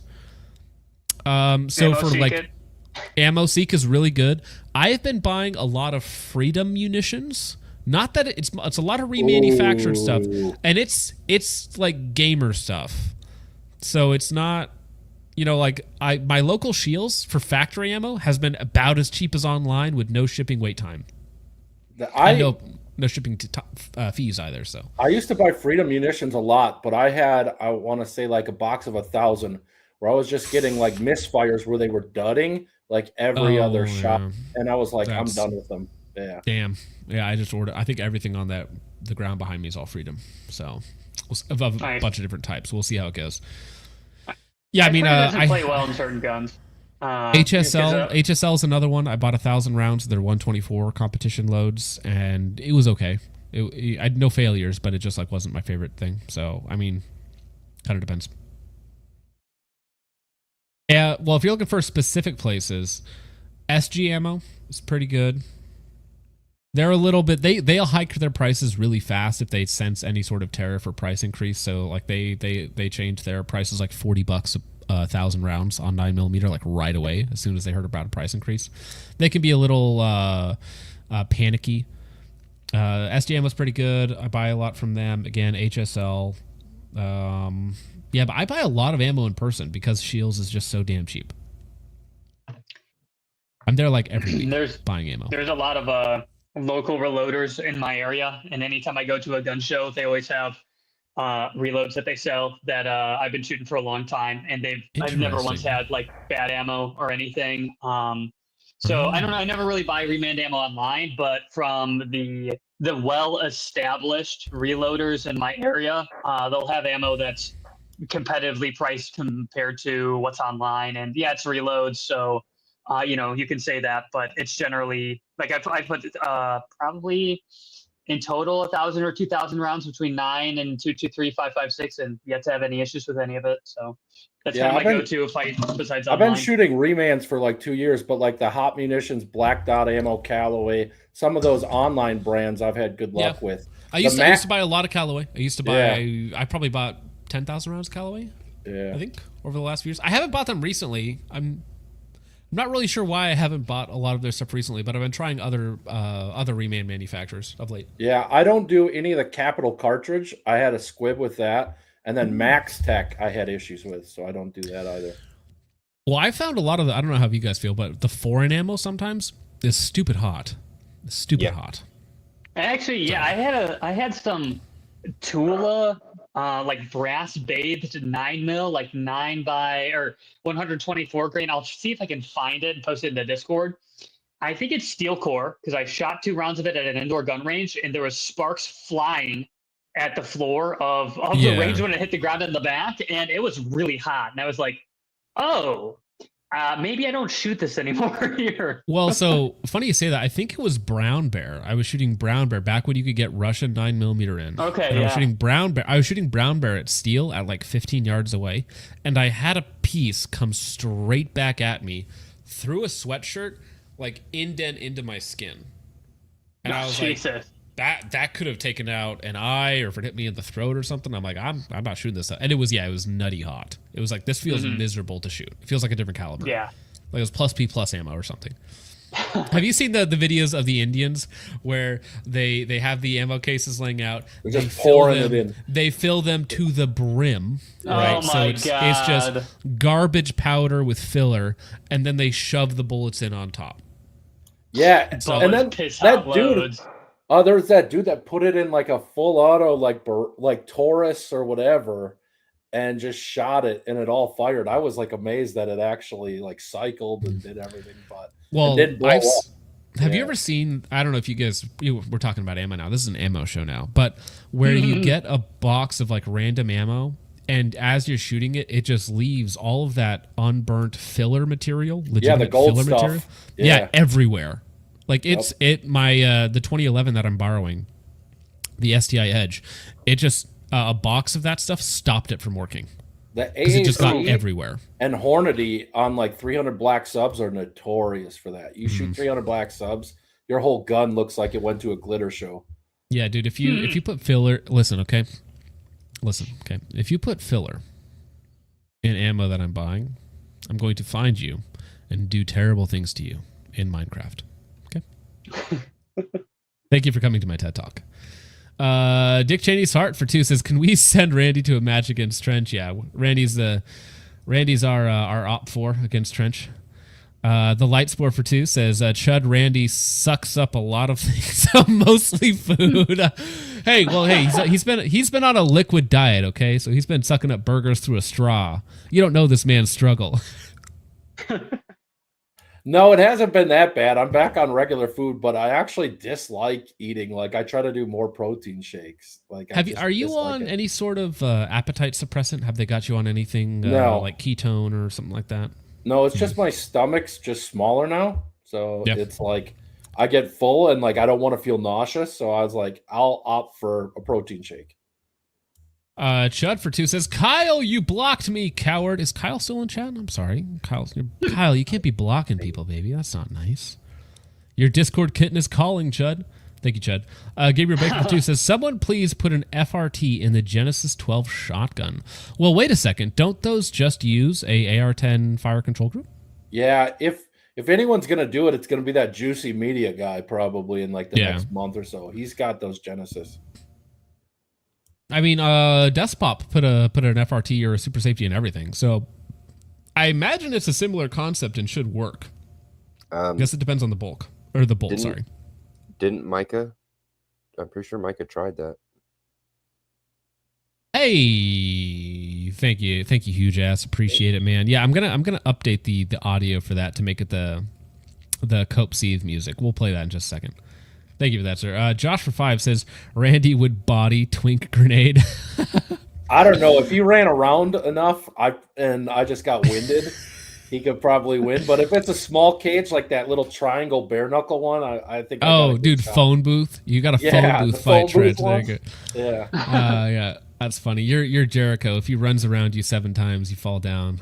Thank you for that, Josh. Central Sands Defense. Ben says LPVO gang. Ben's on my side. It's me and Ben versus the 2 of you. I don't know. I am also a LPVO enjoyer. Okay, well, now I take it back. I hate LPVOs, man. Damn. Thank you. I'm just kidding. I ruin everything. Thank you. Strapped I'm vindicated now. Strapped LB Style for 5 says, "Randy, I can't identify a rabbit in 100 yards with my dot and magnifier. I need that LPVO." Well, yeah, if you're doing pest control of like tiny animals, like, you know, a rabbit at 100 yards, you know, that's like a 6-inch target at 100 yards. I would prefer an LPVO for that. But I think we're talking like generic practical shooting when they say that they don't like LPVOs for that. Shooting at like cardboard sized targets, or steel targets. Stuff like It's that. like a 5x magnifier. You can do 5x on an LPVO. I guess I don't see where it would be a problem there, you know? Well, so I've cleared, actually, I was just editing this video today. I've cleared a 150-yard plate rack, which goes down to 4 inches, with a Romeo 8T and the primary arm 6x magnifier, and I cleaned it twice.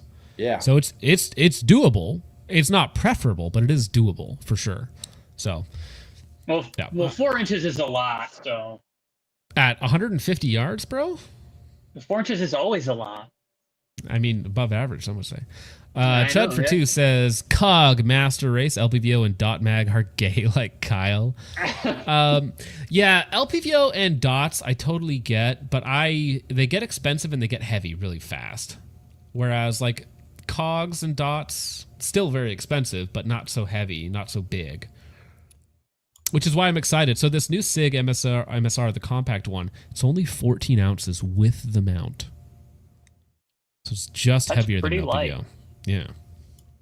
We'll see how it actually performs. I actually, that 1.5 ACOG, I used to own one and I regret getting rid of it. That 1.5 I liked a lot. I've heard good things. I'm not I tried the Primary Arms GLX 2X Prism and I was like, it's not good enough for anything. So I don't know why I have it. You know, it was like just a little bit of magnification, but not enough to actually like stretch out. So I wasn't a huge fan of it. I had the 1.5x for Triticon on a Scorpion Evo of all things. Back when the Scorpion Evo first came out, and it was cool. It was really clear glass, but I don't think I'd ever go back to one. I wasn't really a huge fan of it either. It's just kind of an awkward level of magnification. Hop says the 1.5 ACOG is among the worst optics of all time. Wow. I think like in practicality, it probably is. But like when I was starting out, like astigmatism, it was clear glass. I could see the reticle. And like when I'm shooting deer when they're on a full sprint, it's easy to find them and use it with that. Yeah, it's certainly usable. Like it definitely works. It is a good.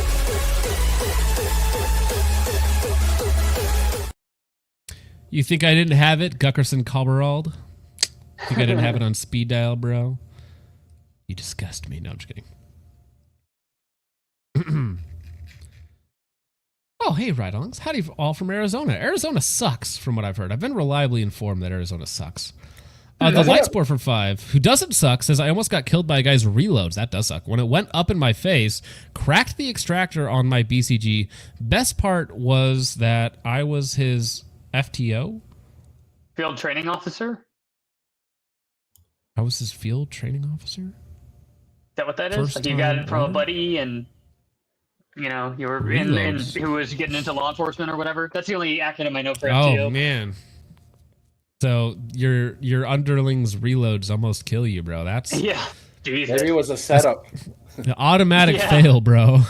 Congratulations, you're fired. Doesn't Arizona look like Tatooine right now? Like they had that Fury Road dust storm come in. Yeah, Arizona's. Oh, did they? Ugh. Yeah, it's wild. I thought it was always looking like Tatooine. All right, over here on Ko-Fi, because you guys are being so generous, we're never getting out of here.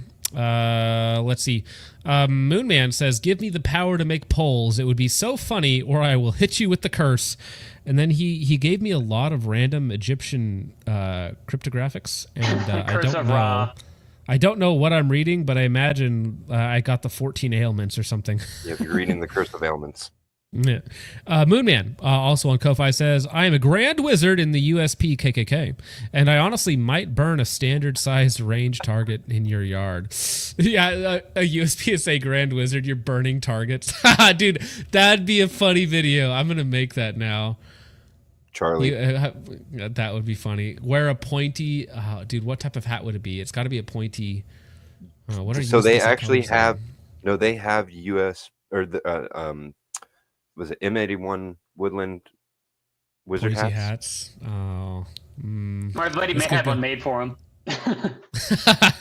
Moonman says, make the chirp play along with the Cope Seethe Mauled music that usually plays with this clip. Yeah, I will get that audio clip entered eventually. You're talking about this one.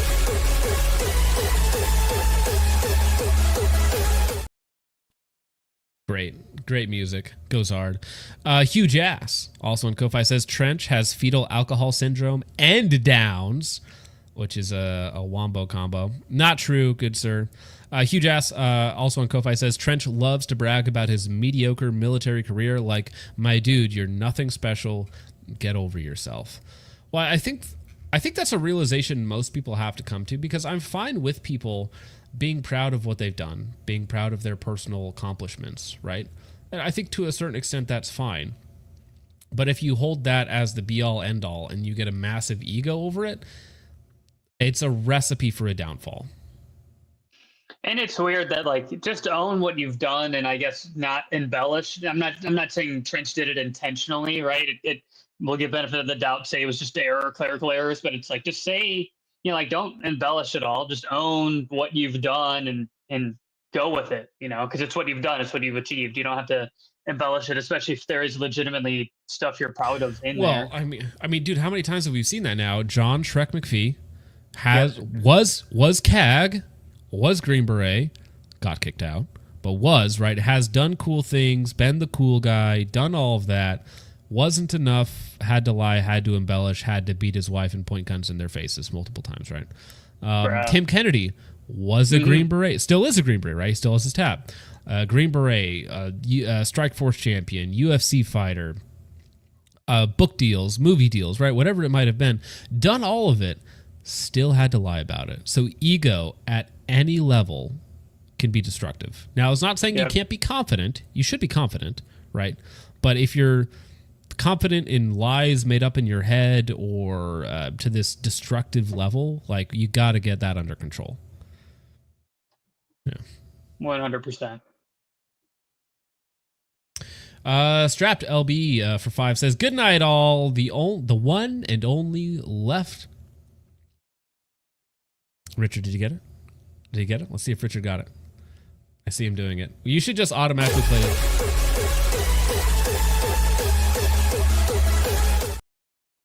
There's so many things over here for me to flip through. I was trying. I know. I moved it too. The one and only left M18 lover. Your mom says at home, Siga out. That's right. Okay. I gotta be honest. I actually hate that intro. Okay, as well, Trench. If you're listening, it's awful. I also hate that every time. I wish you would just get into the content sometimes. Like I just hate it. That's just me, bro. Oh yeah, dude, I set up a goal on Ko-Fi as a joke. I think I set it at like $10,000, and it's for nuking a random country. And then in parentheses, I put, you know which one. Oh my god, that's amazing. Speaking of Ko-Fi, speaking of Ko-Fi, Moonman says, make Kyle a Janny. Do it for her. Logan, feel free to post one of the pics I made for him. Ooh. Oh. Moonman makes pics. Moonman, you need to make a pic for Randy.